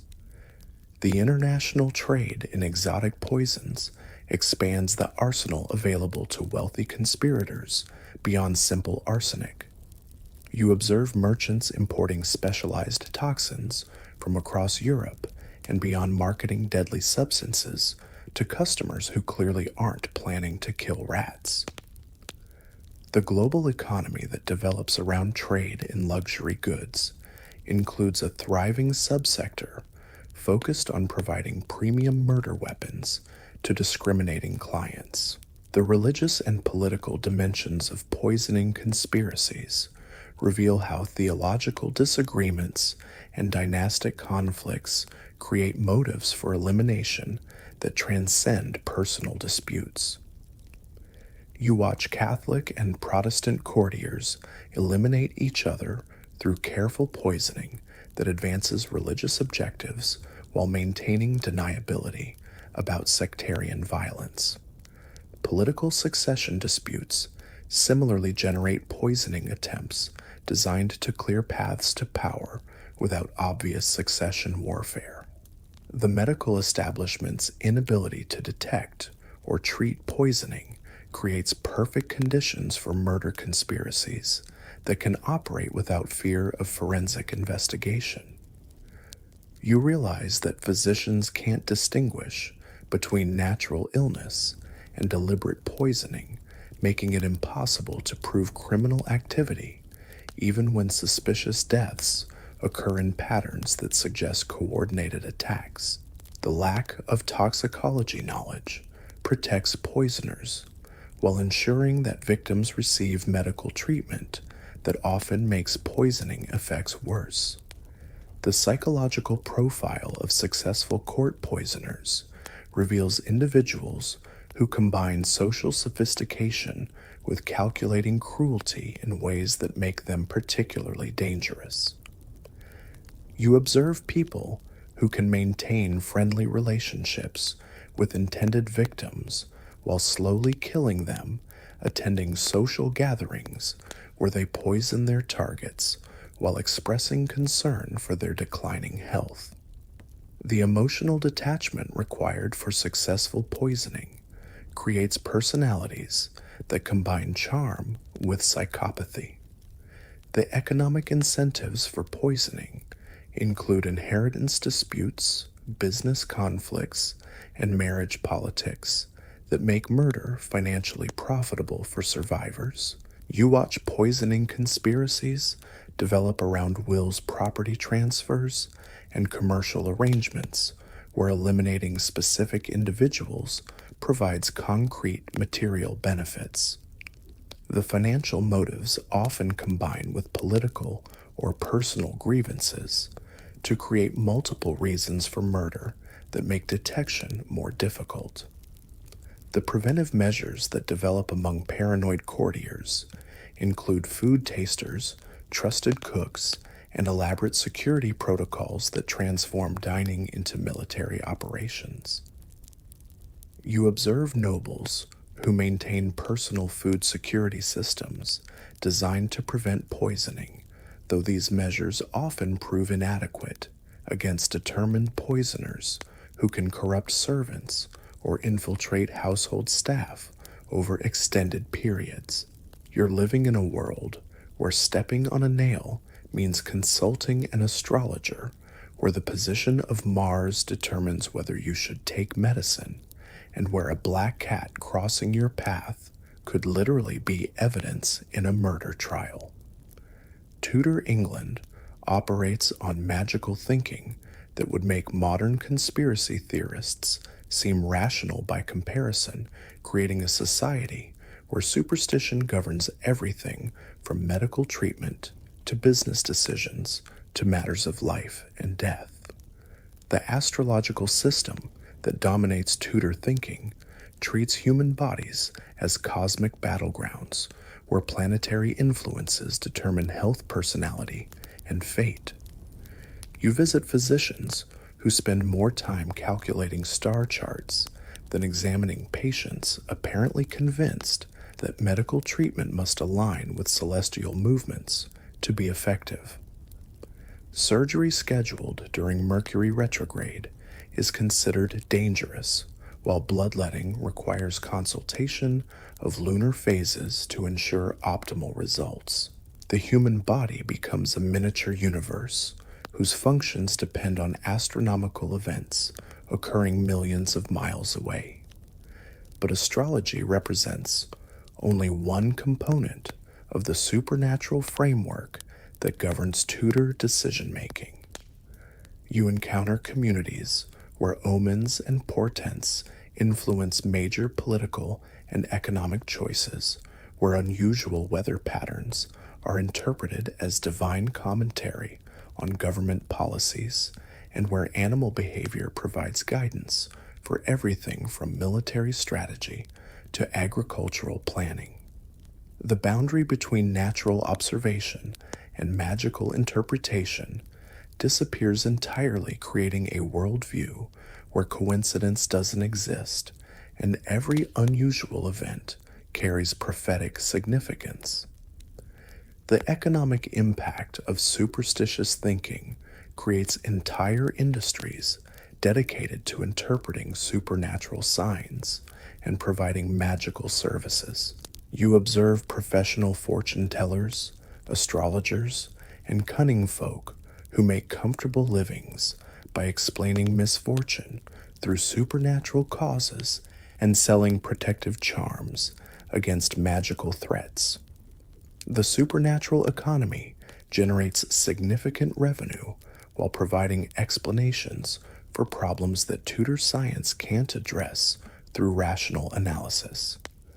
The medical implications prove particularly dangerous when supernatural thinking replaces empirical observation in healthcare decisions. You watch physicians who prescribe treatments based on astrological calculations rather than patient symptoms, apparently believing that cosmic influences matter more than observable medical conditions.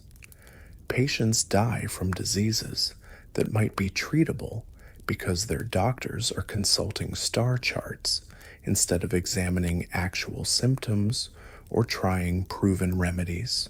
Historians still argue whether Tudor superstition reflects genuine religious belief or simply provides convenient explanations for phenomena that contemporary science couldn't understand.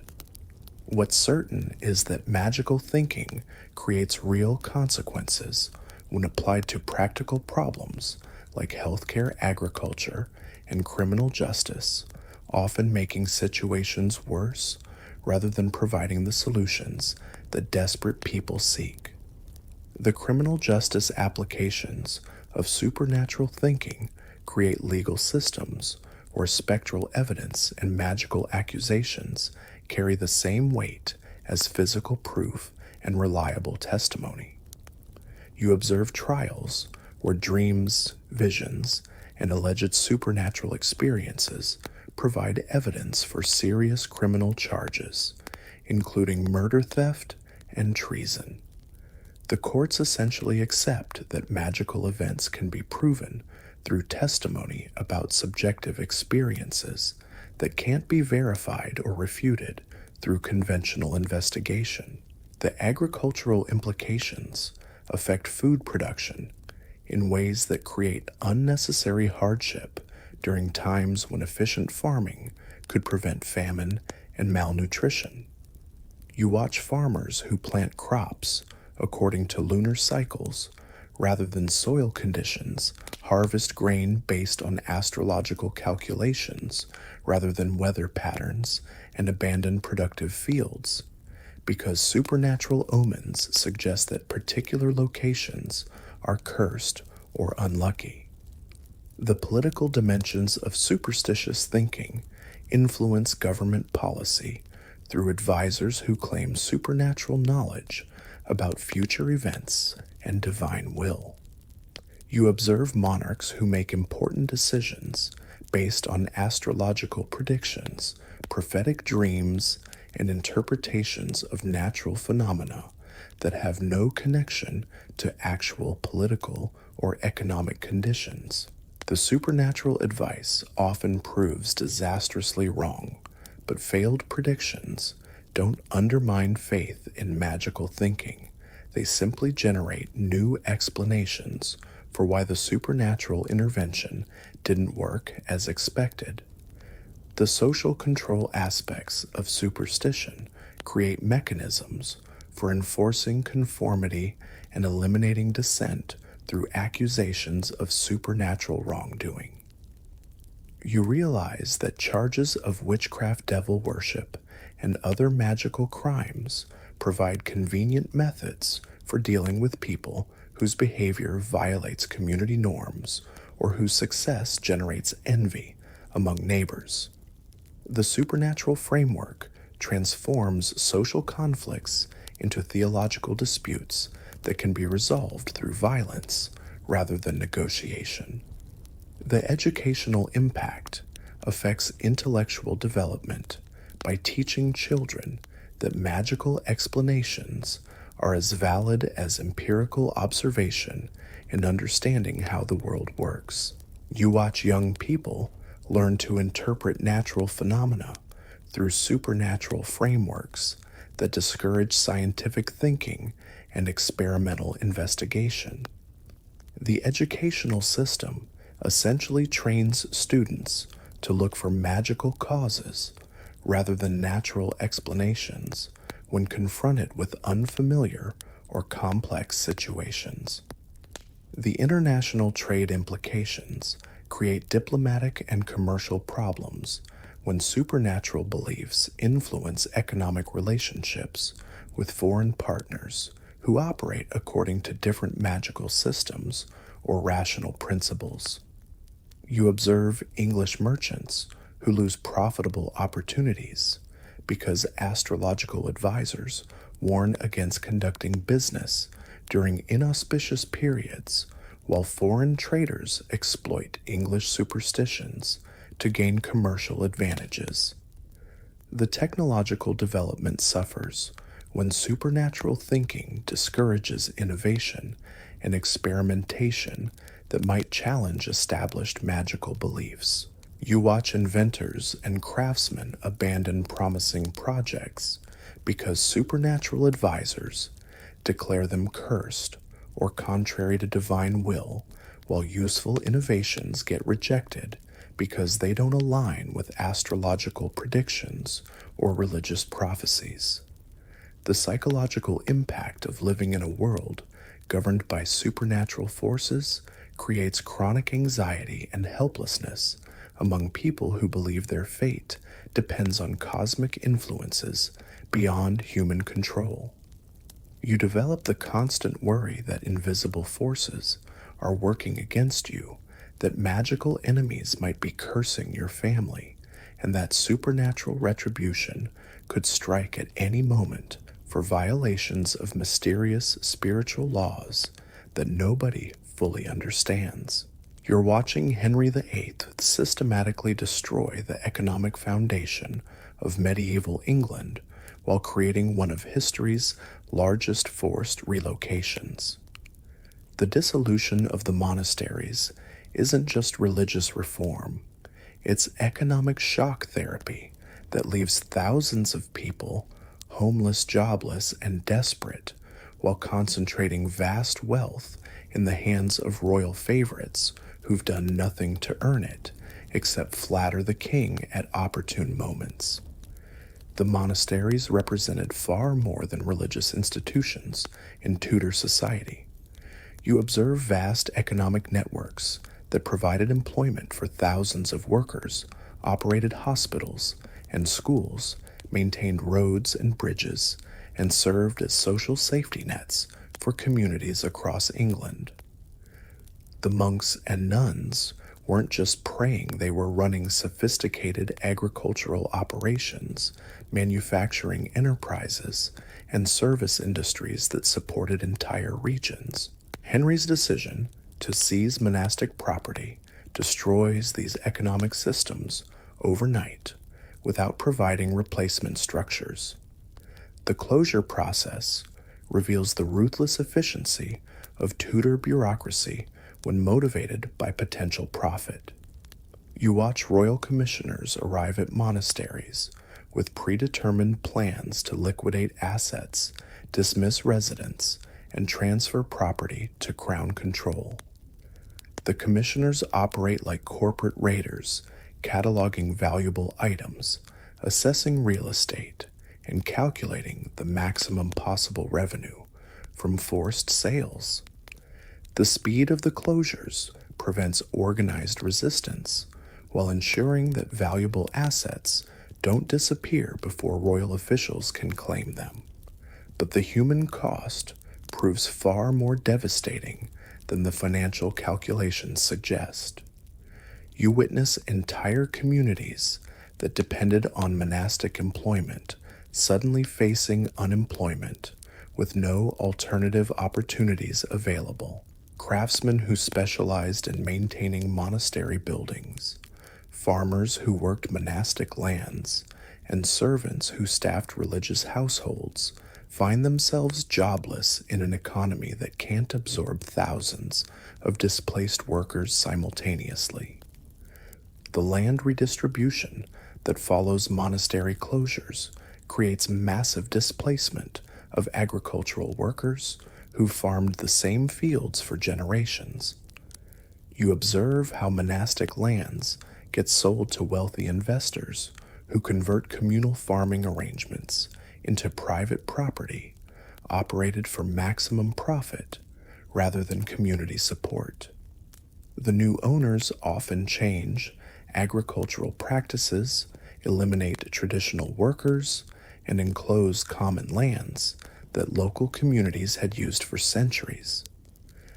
Historians still argue whether the monastery dissolutions were economically necessary to fund Henry's military campaigns and government operations, or simply represented the largest property grab in English history disguised as religious reform.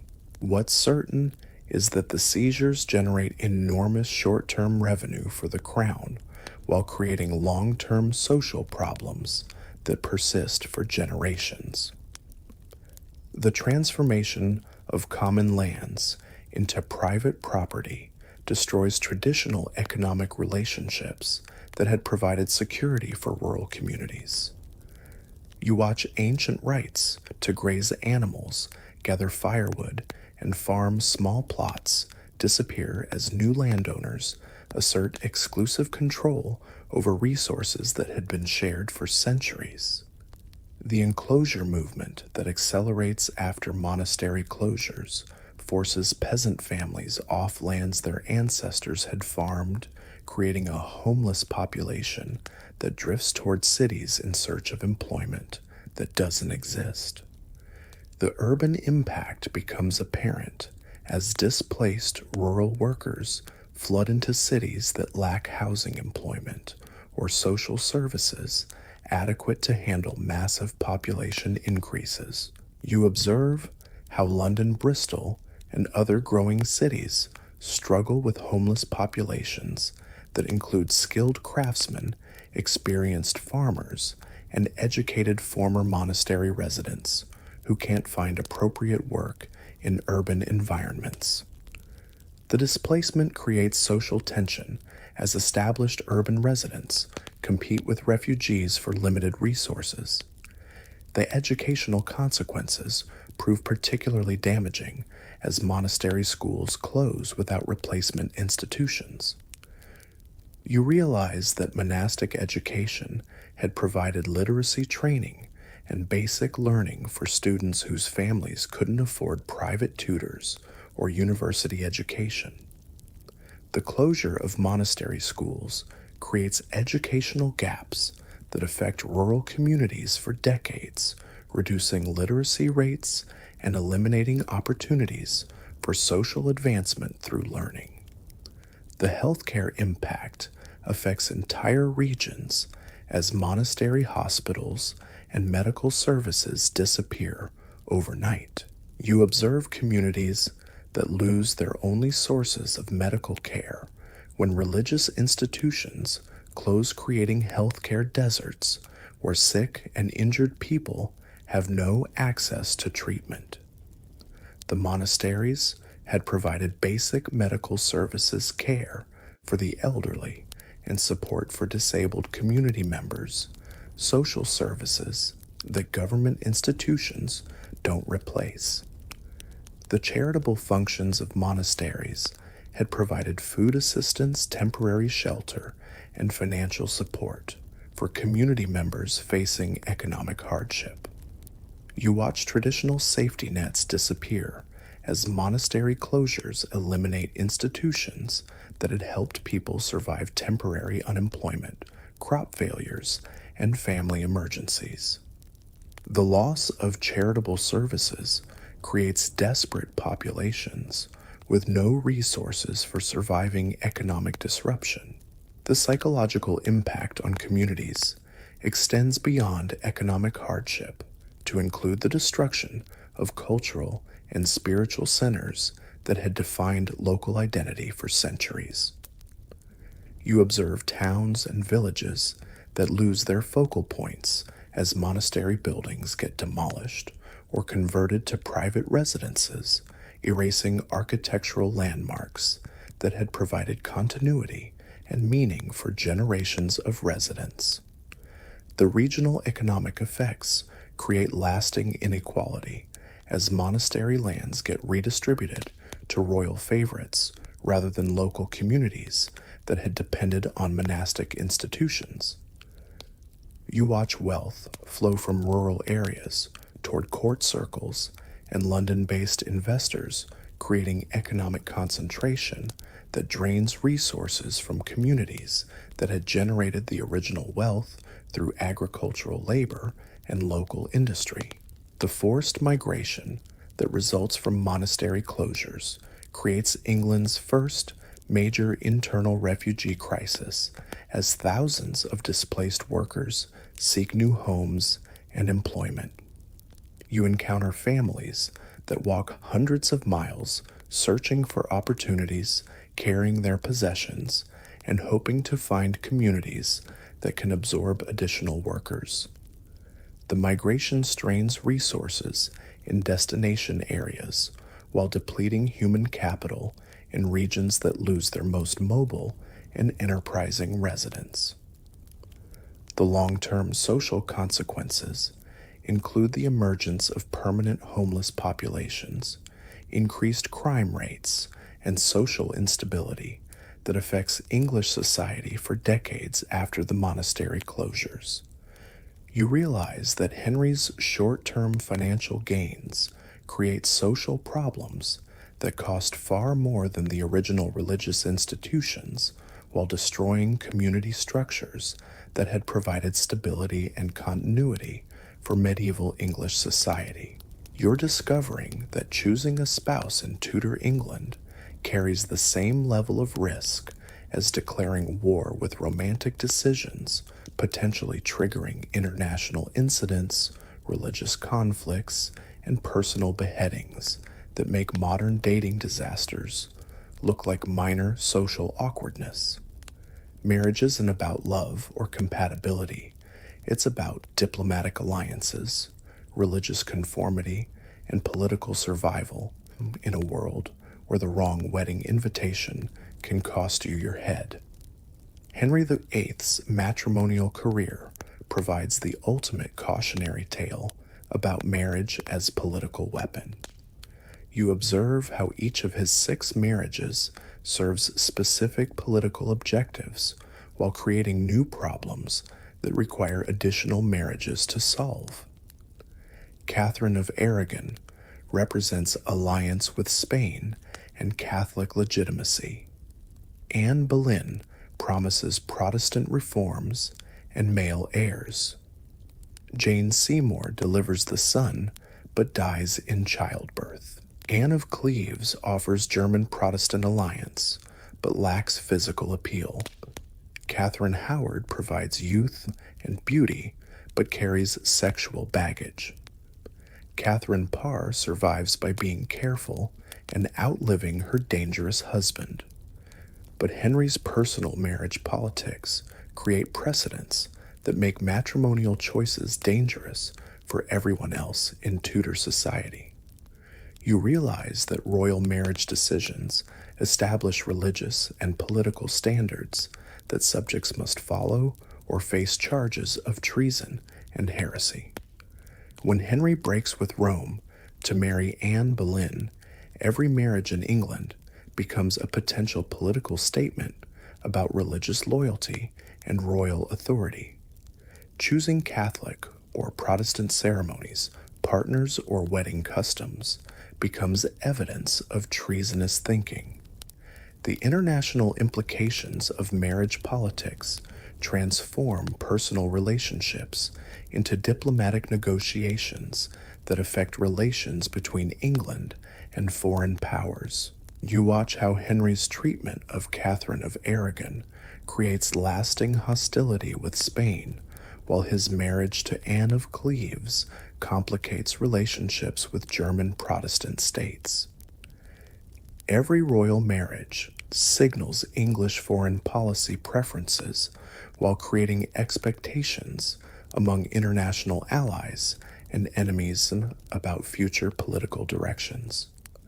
The religious dimensions of marriage politics become particularly dangerous as England oscillates between Catholic and Protestant control. You observe couples whose marriages become invalid when religious authorities change, creating legal chaos, where legitimately married people suddenly face charges of adultery or bigamy. Children from marriages that become retroactively illegitimate lose inheritance rights and social status, while parents face impossible choices between religious conformity and family stability. Historians still argue whether Tudor marriage politics reflected genuine religious conviction or simply provided convenient excuses for personal and political objectives that had nothing to do with theological principles. What's certain is that matrimonial decisions carry consequences that extend far beyond individual relationships to encompass international diplomacy, religious warfare, and dynastic succession in ways that make every wedding a potential state crisis. The noble marriage market operates according to calculations that prioritize political advantage over personal compatibility, creating unions that serve family interests rather than individual happiness. You observe marriages arranged between children who've never met based on property settlements and political alliances that may become obsolete before the couples reach adulthood. The marriage negotiations resemble business mergers more than romantic relationships, with detailed contracts governing everything from financial arrangements to religious practices. The economic aspects of marriage politics include dowry negotiations that can bankrupt families or create enormous wealth transfers that affect regional economies. You watch families mortgage entire estates to provide adequate dowries for daughters whose marriages must advance family political objectives. The financial requirements of politically advantageous marriages often exceed families' resources, creating debt relationships that persist for generations while providing minimal guarantee that matrimonial investments will produce expected returns. The gender implications prove particularly brutal for women whose marriage choices determine not just personal happiness, but survival prospects in societies where independent women face legal and economic disadvantages. You observe how women's religious and political loyalties must align with their husband's preferences, making marriage decisions equivalent to choosing sides in theological and political conflicts that could result in persecution or execution. The succession implications of marriage politics create situations where royal and noble marriages affect national stability through their impact on dynastic legitimacy and inheritance patterns. You realize that questions about marriage validity Children's legitimacy and succession rights can trigger civil wars and foreign invasions when disputed marriages create competing claims to political authority. The legal complications that emerge from politically motivated marriages include annulment proceedings that retroactively delegitimize relationships and children creating chaos in inheritance law and social status. You watch families whose legitimacy depends on marriage validity that can be challenged for political reasons, making social position contingent on theological and legal arguments that change according to political circumstances. The social surveillance that develops around marriage politics includes monitoring of courtship practices, wedding ceremonies, and marital relationships for evidence of religious or political disloyalty. You discover that marriage choices become subject to community and government oversight that treats personal relationships as potential security threats, requiring investigation and regulation. The international marriage market creates diplomatic opportunities and dangers as English nobles seek foreign spouses who can advance political objectives while potentially compromising national interests. You observe marriage negotiations that function as unofficial diplomatic missions, with matrimonial alliances serving as alternatives to military treaties while creating similar obligations and risks. The psychological impact of marriage politics affects entire generations of English aristocrats who must balance personal desires against family expectations and political necessities that make romantic love a luxury few people can afford. You develop relationships where affection must be subordinated to political calculation, where personal compatibility matters less than religious conformity, and where marriage success gets measured through diplomatic rather than emotional outcomes. You're watching children die with the casual frequency of seasonal weather changes, while survivors endure educational methods that would qualify as torture under modern human rights conventions.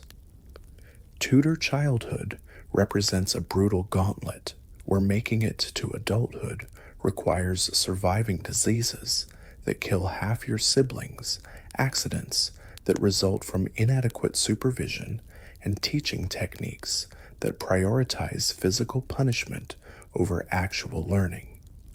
Childhood isn't a protected period of development. It's a dangerous obstacle course where only the strongest, luckiest, and most adaptable children reach maturity. The mortality statistics paint a picture so grim that modern parents would require therapy just to contemplate them. You observe families where 4 out of 8 children die before age 5, where infant mortality rates approach 50% in urban areas, and where parents develop emotional defenses against attachment because losing children is statistically inevitable rather than tragic exception. The leading causes of death include diseases that modern medicine prevents routinely, accidents that result from primitive safety awareness, and malnutrition that weakens children's resistance to illnesses that healthy kids could survive. But the children who survive infancy face educational systems designed around principles that confuse learning with suffering. You watch teachers who believe that physical punishment improves memory retention, that pain motivates academic achievement, and that harsh discipline builds character necessary for adult survival. The educational philosophy treats children as miniature adults whose resistance to learning must be overcome through force rather than encouragement, creating classroom environments that resemble military training more than intellectual development. The physical punishment that characterizes Tudor education includes beatings that would result in criminal charges if applied to adults administered by teachers who view violence as essential pedagogical tool. You observe students who receive regular whippings for academic mistakes, memorization failures, and behavioral infractions that might include speaking without permission or showing insufficient enthusiasm for lessons. The beatings aren't occasional discipline, they're daily routine that shapes children's relationship with learning through association with pain and humiliation. The curriculum itself reflects adult priorities that ignore developmental psychology and individual learning differences that modern education recognizes as fundamental to effective teaching. You watch children forced to memorize Latin texts. They can't understand mathematical concepts, they're not developmentally ready to grasp, and religious doctrines that must be accepted without question, regardless of their ability to comprehend complex theological arguments.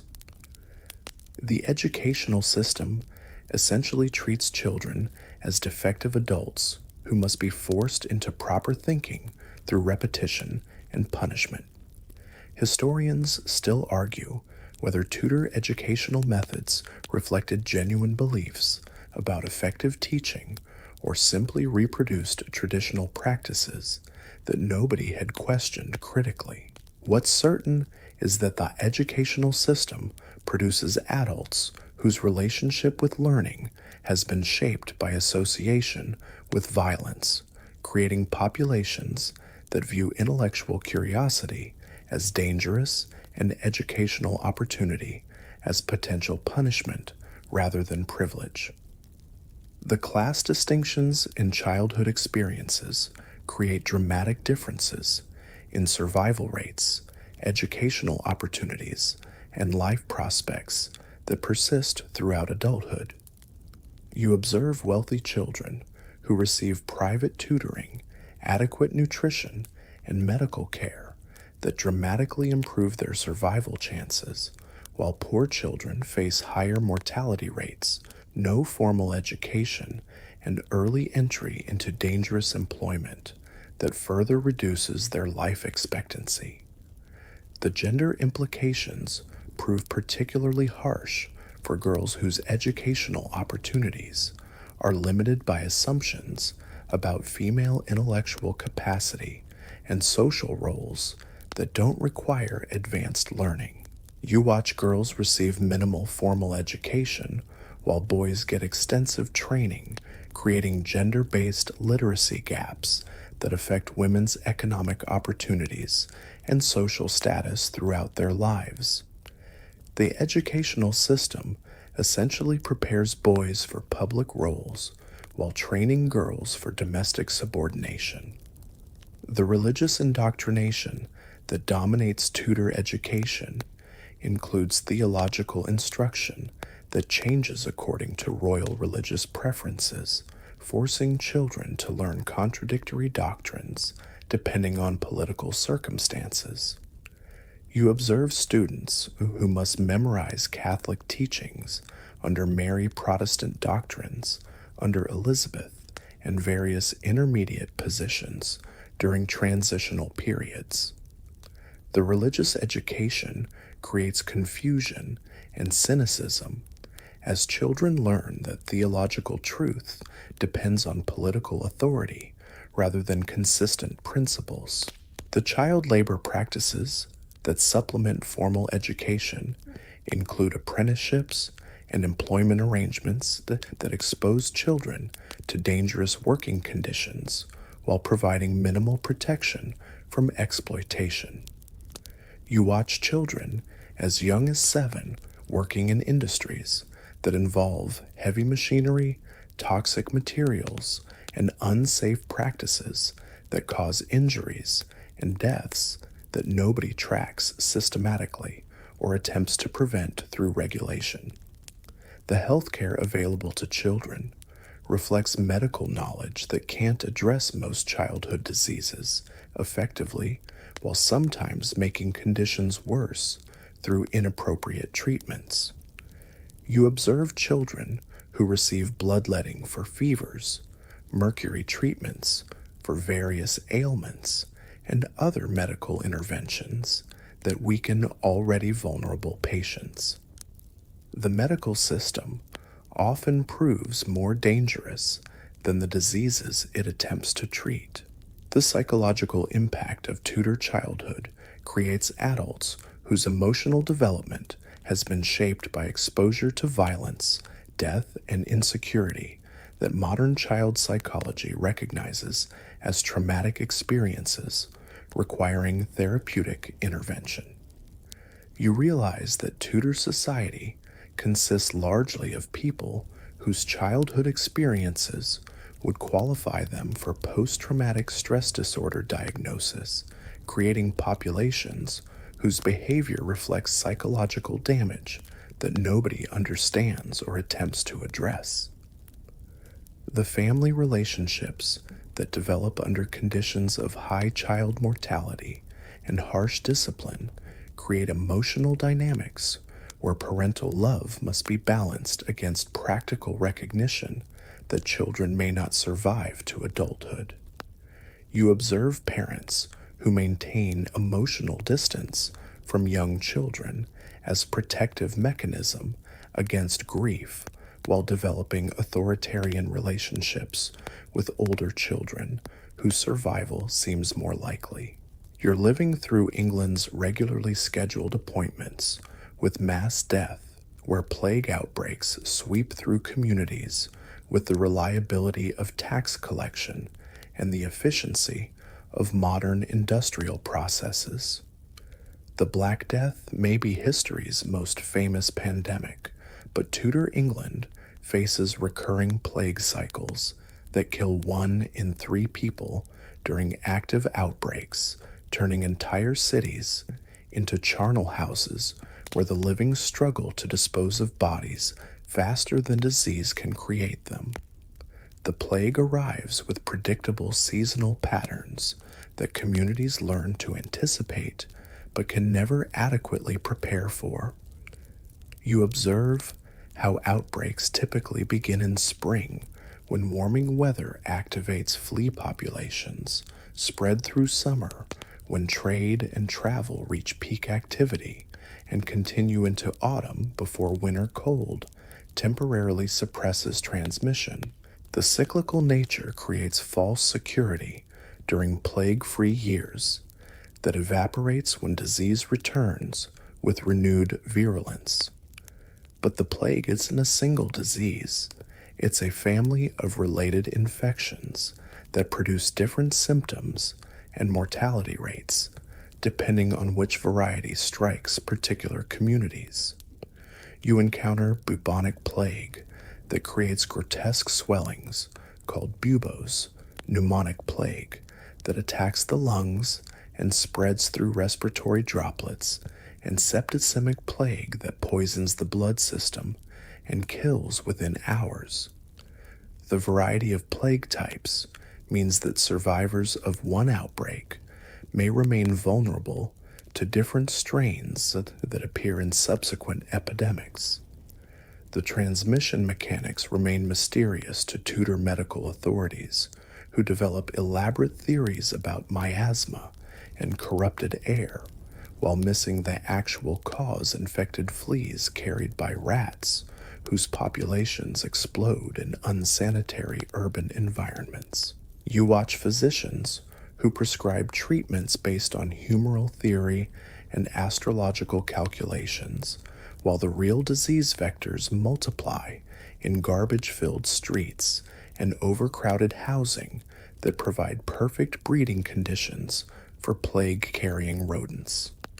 The urban impact proves particularly devastating as growing cities create ideal conditions for rapid plague transmission through overcrowded neighborhoods where infected and healthy populations can't be separated effectively.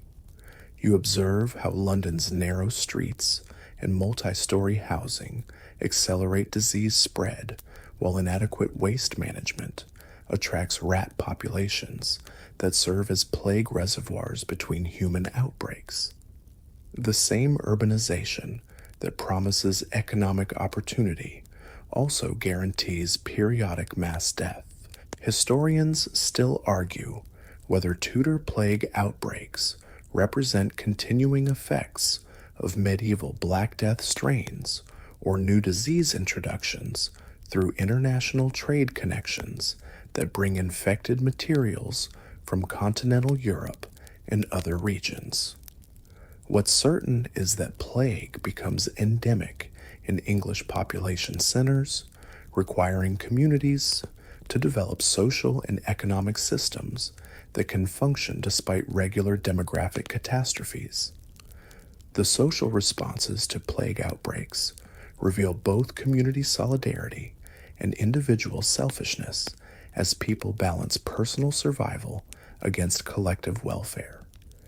You watch neighbors who care for sick families despite infection risks, while others abandon communities entirely to seek safety in rural areas that may already be infected.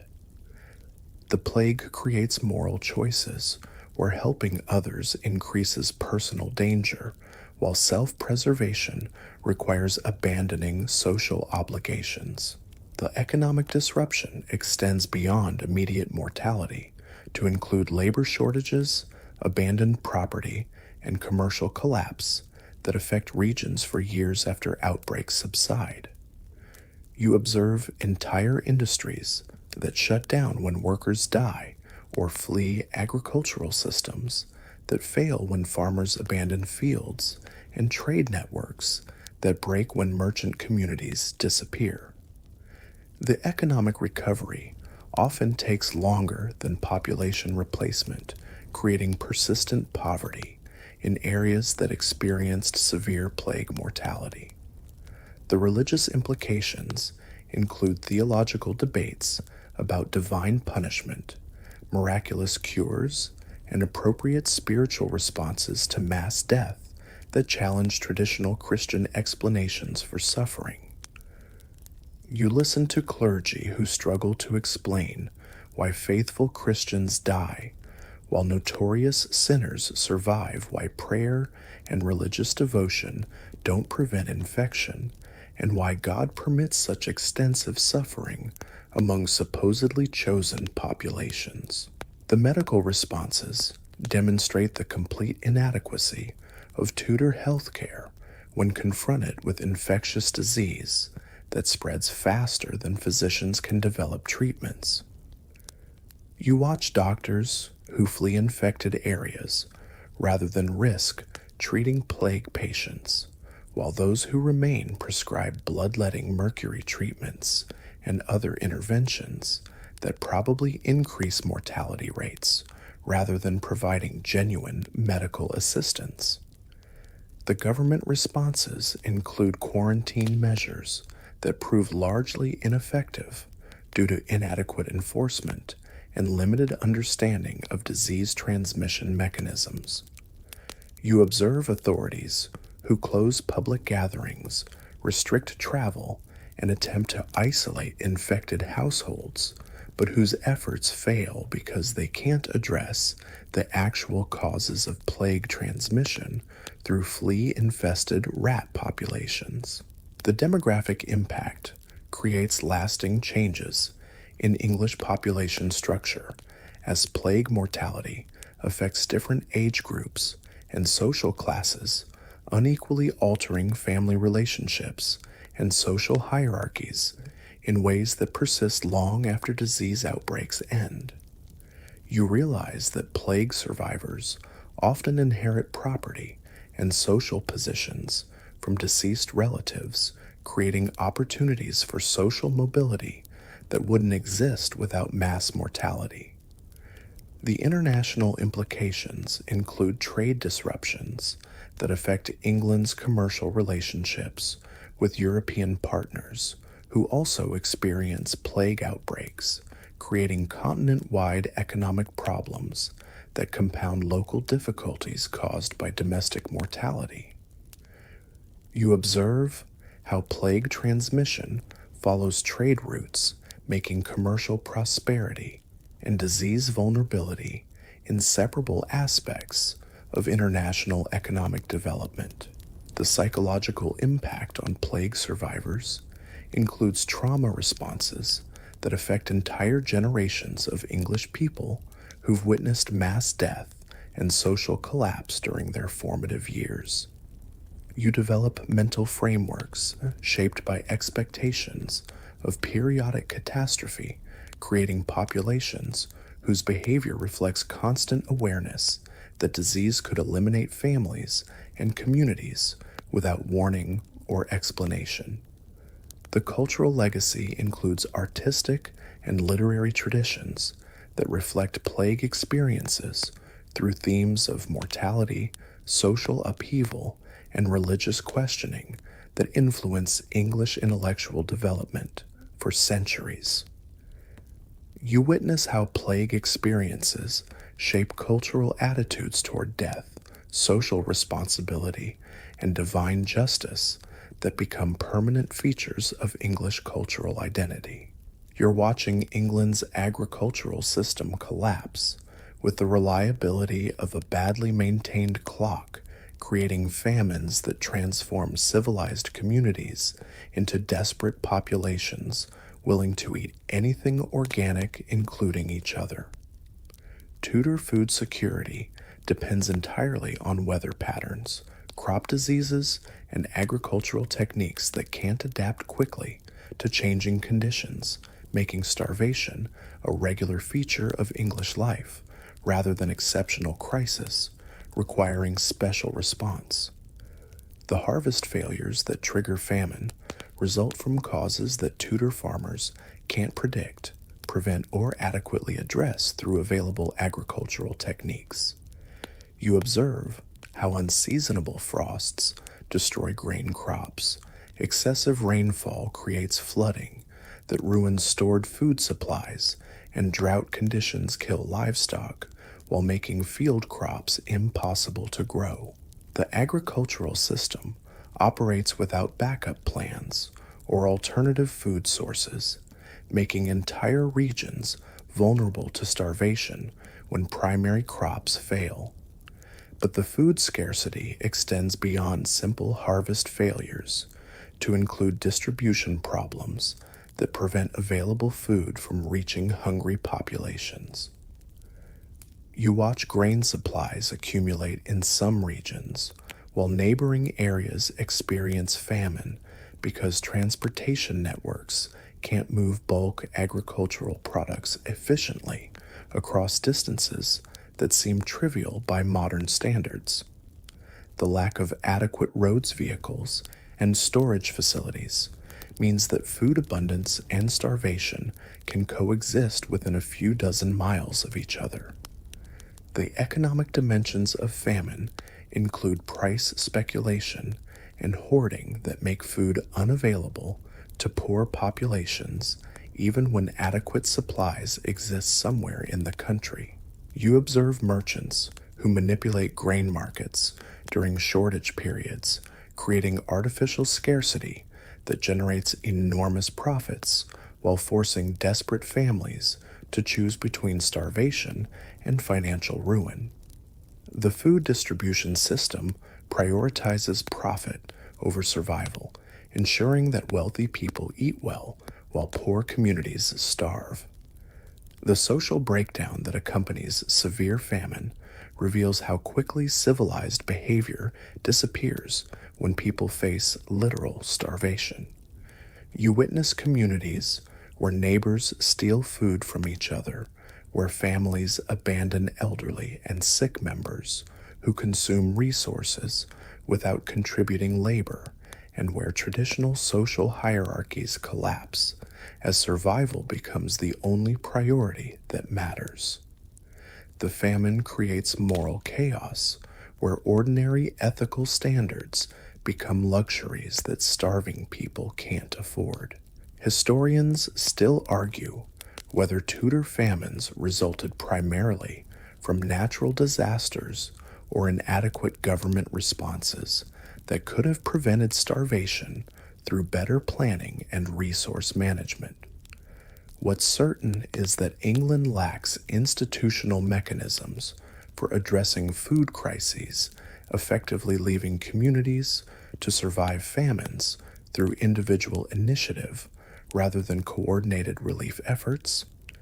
The cannibalism that emerges during severe famines represents the ultimate breakdown of social order as starving populations overcome cultural taboos against consuming human flesh. You learn about documented cases where families eat deceased relatives rather than allow bodies to decay uselessly, where communities systematically consume their weakest members to preserve stronger individuals, and where human meat becomes commodity that can be traded for other necessities.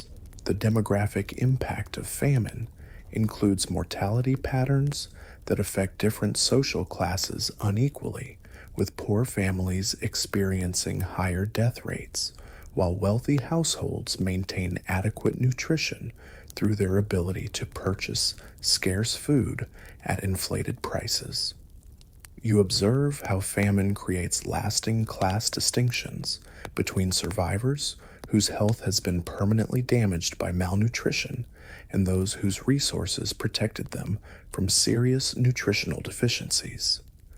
The agricultural responses to famine include desperate attempts to find alternative food sources that sometimes prove more dangerous than continued starvation. You watch people eating grass tree bark and other inedible materials that provide no nutrition while potentially causing poisoning or intestinal damage. The search for food substitutes leads to experimentation with plants and substances that can be fatal to consume. The government responses prove largely inadequate to address famine crises that affect entire regions, simultaneously overwhelming administrative systems designed for managing normal social problems rather than demographic catastrophes. You observe authorities who lack both resources and knowledge necessary for effective famine relief, while political structures that depend on agricultural taxation can't function when farming communities are dying of starvation.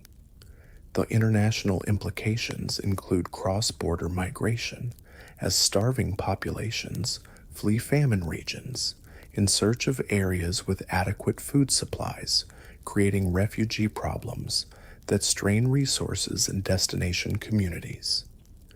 You watch desperate families walk hundreds of miles carrying sick children and elderly relatives, hoping to find regions where harvest failures haven't created similar starvation conditions.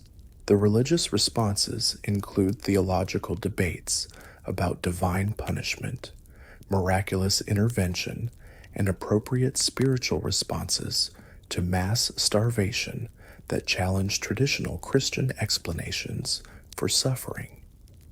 You listen to clergy who struggle to maintain faith communities when prayer doesn't produce food and religious devotion doesn't prevent starvation deaths among faithful Christians.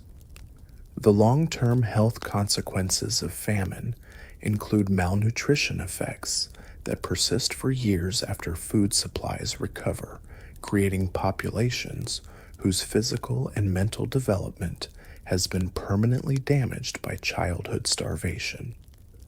You realize that famine survivors often suffer lifelong health problems that affect their ability to work productively and support families, creating cycles of poverty that persist across generations.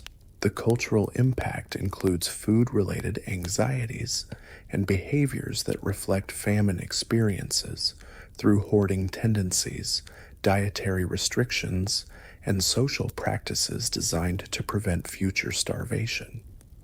You develop eating habits shaped by memories of hunger, creating cultural patterns that prioritize food security over other social values that seem less essential after experiencing genuine starvation.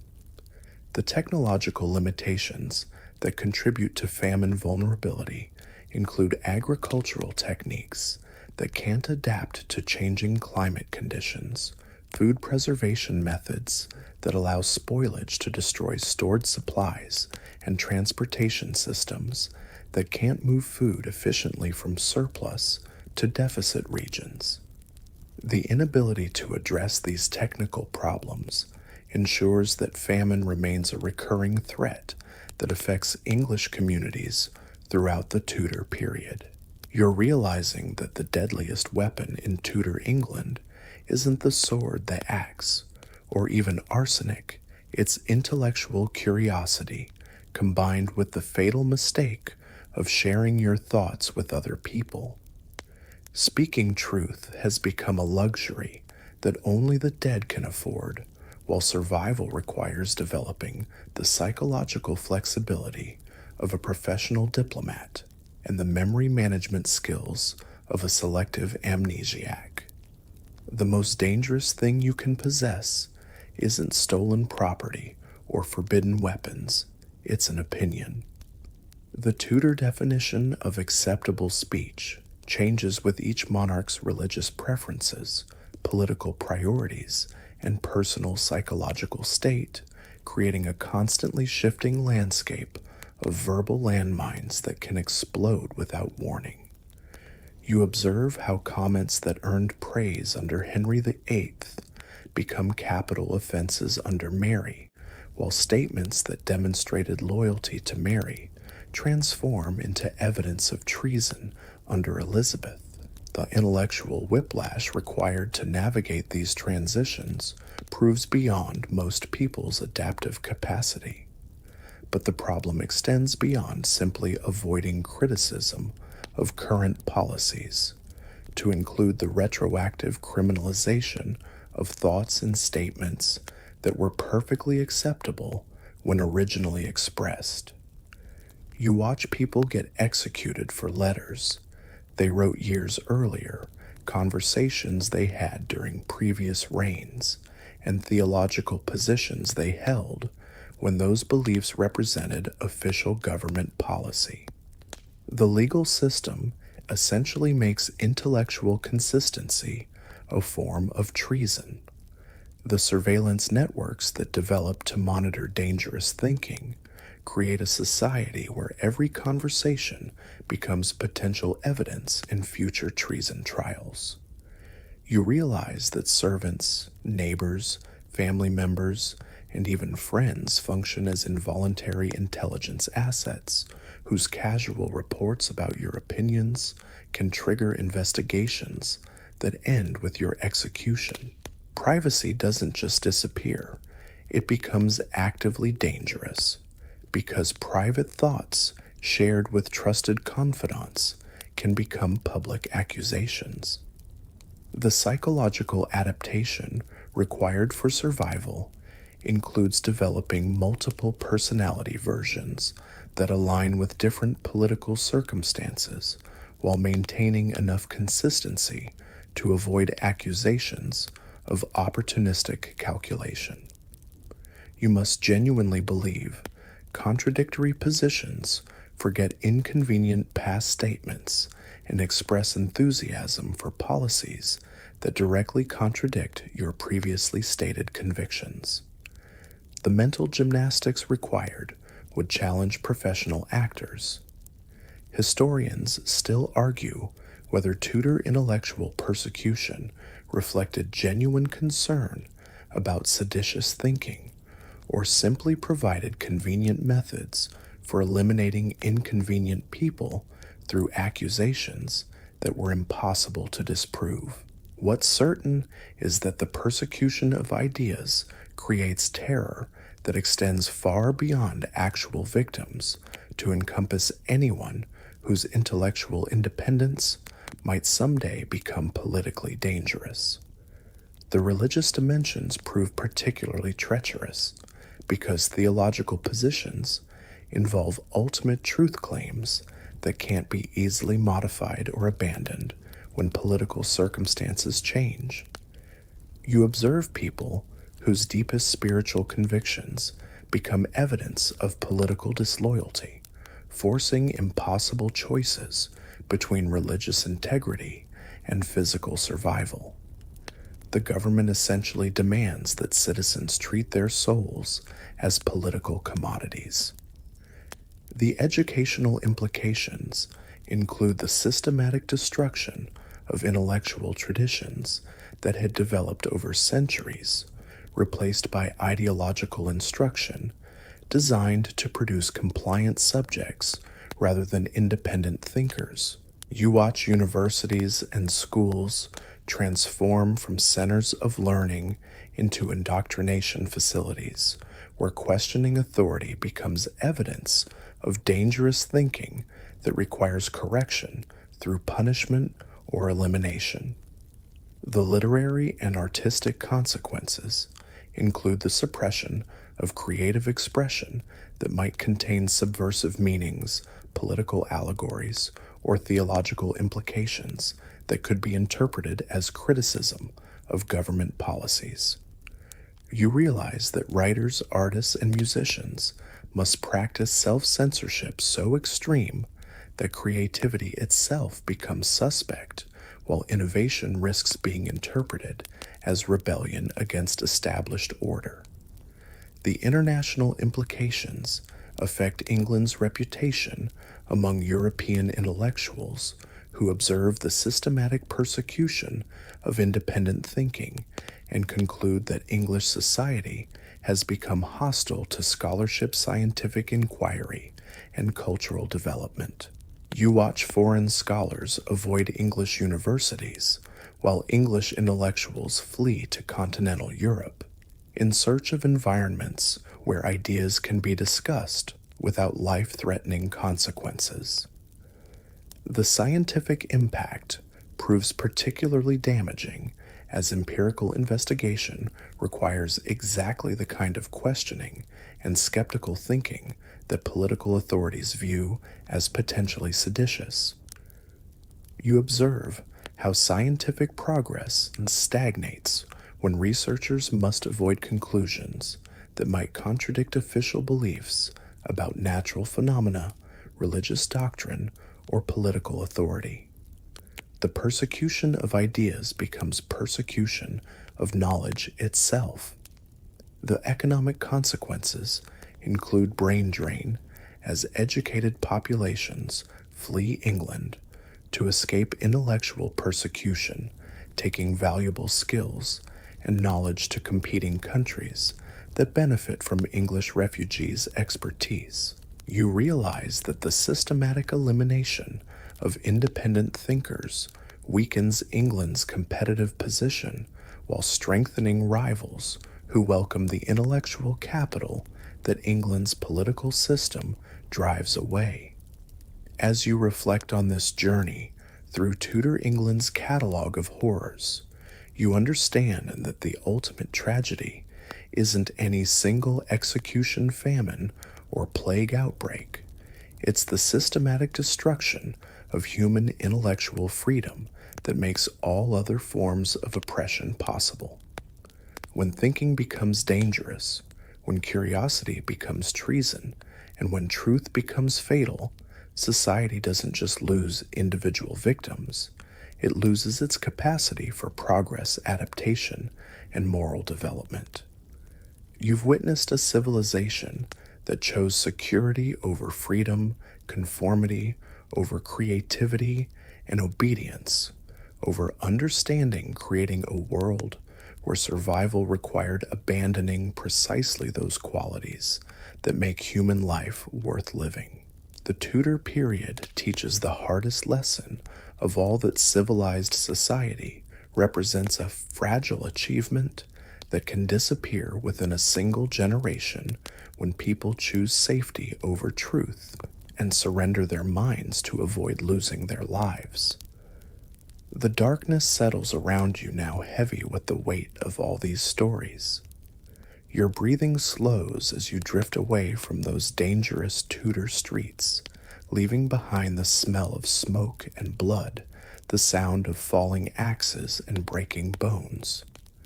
You're safe now in a world where thoughts can be shared without fear, where curiosity leads to knowledge rather than death, where speaking truth represents privilege rather than suicide. Rest easy, knowing that the long night of Tudor terror has ended, and that dawn always comes eventually for those who survive to see it.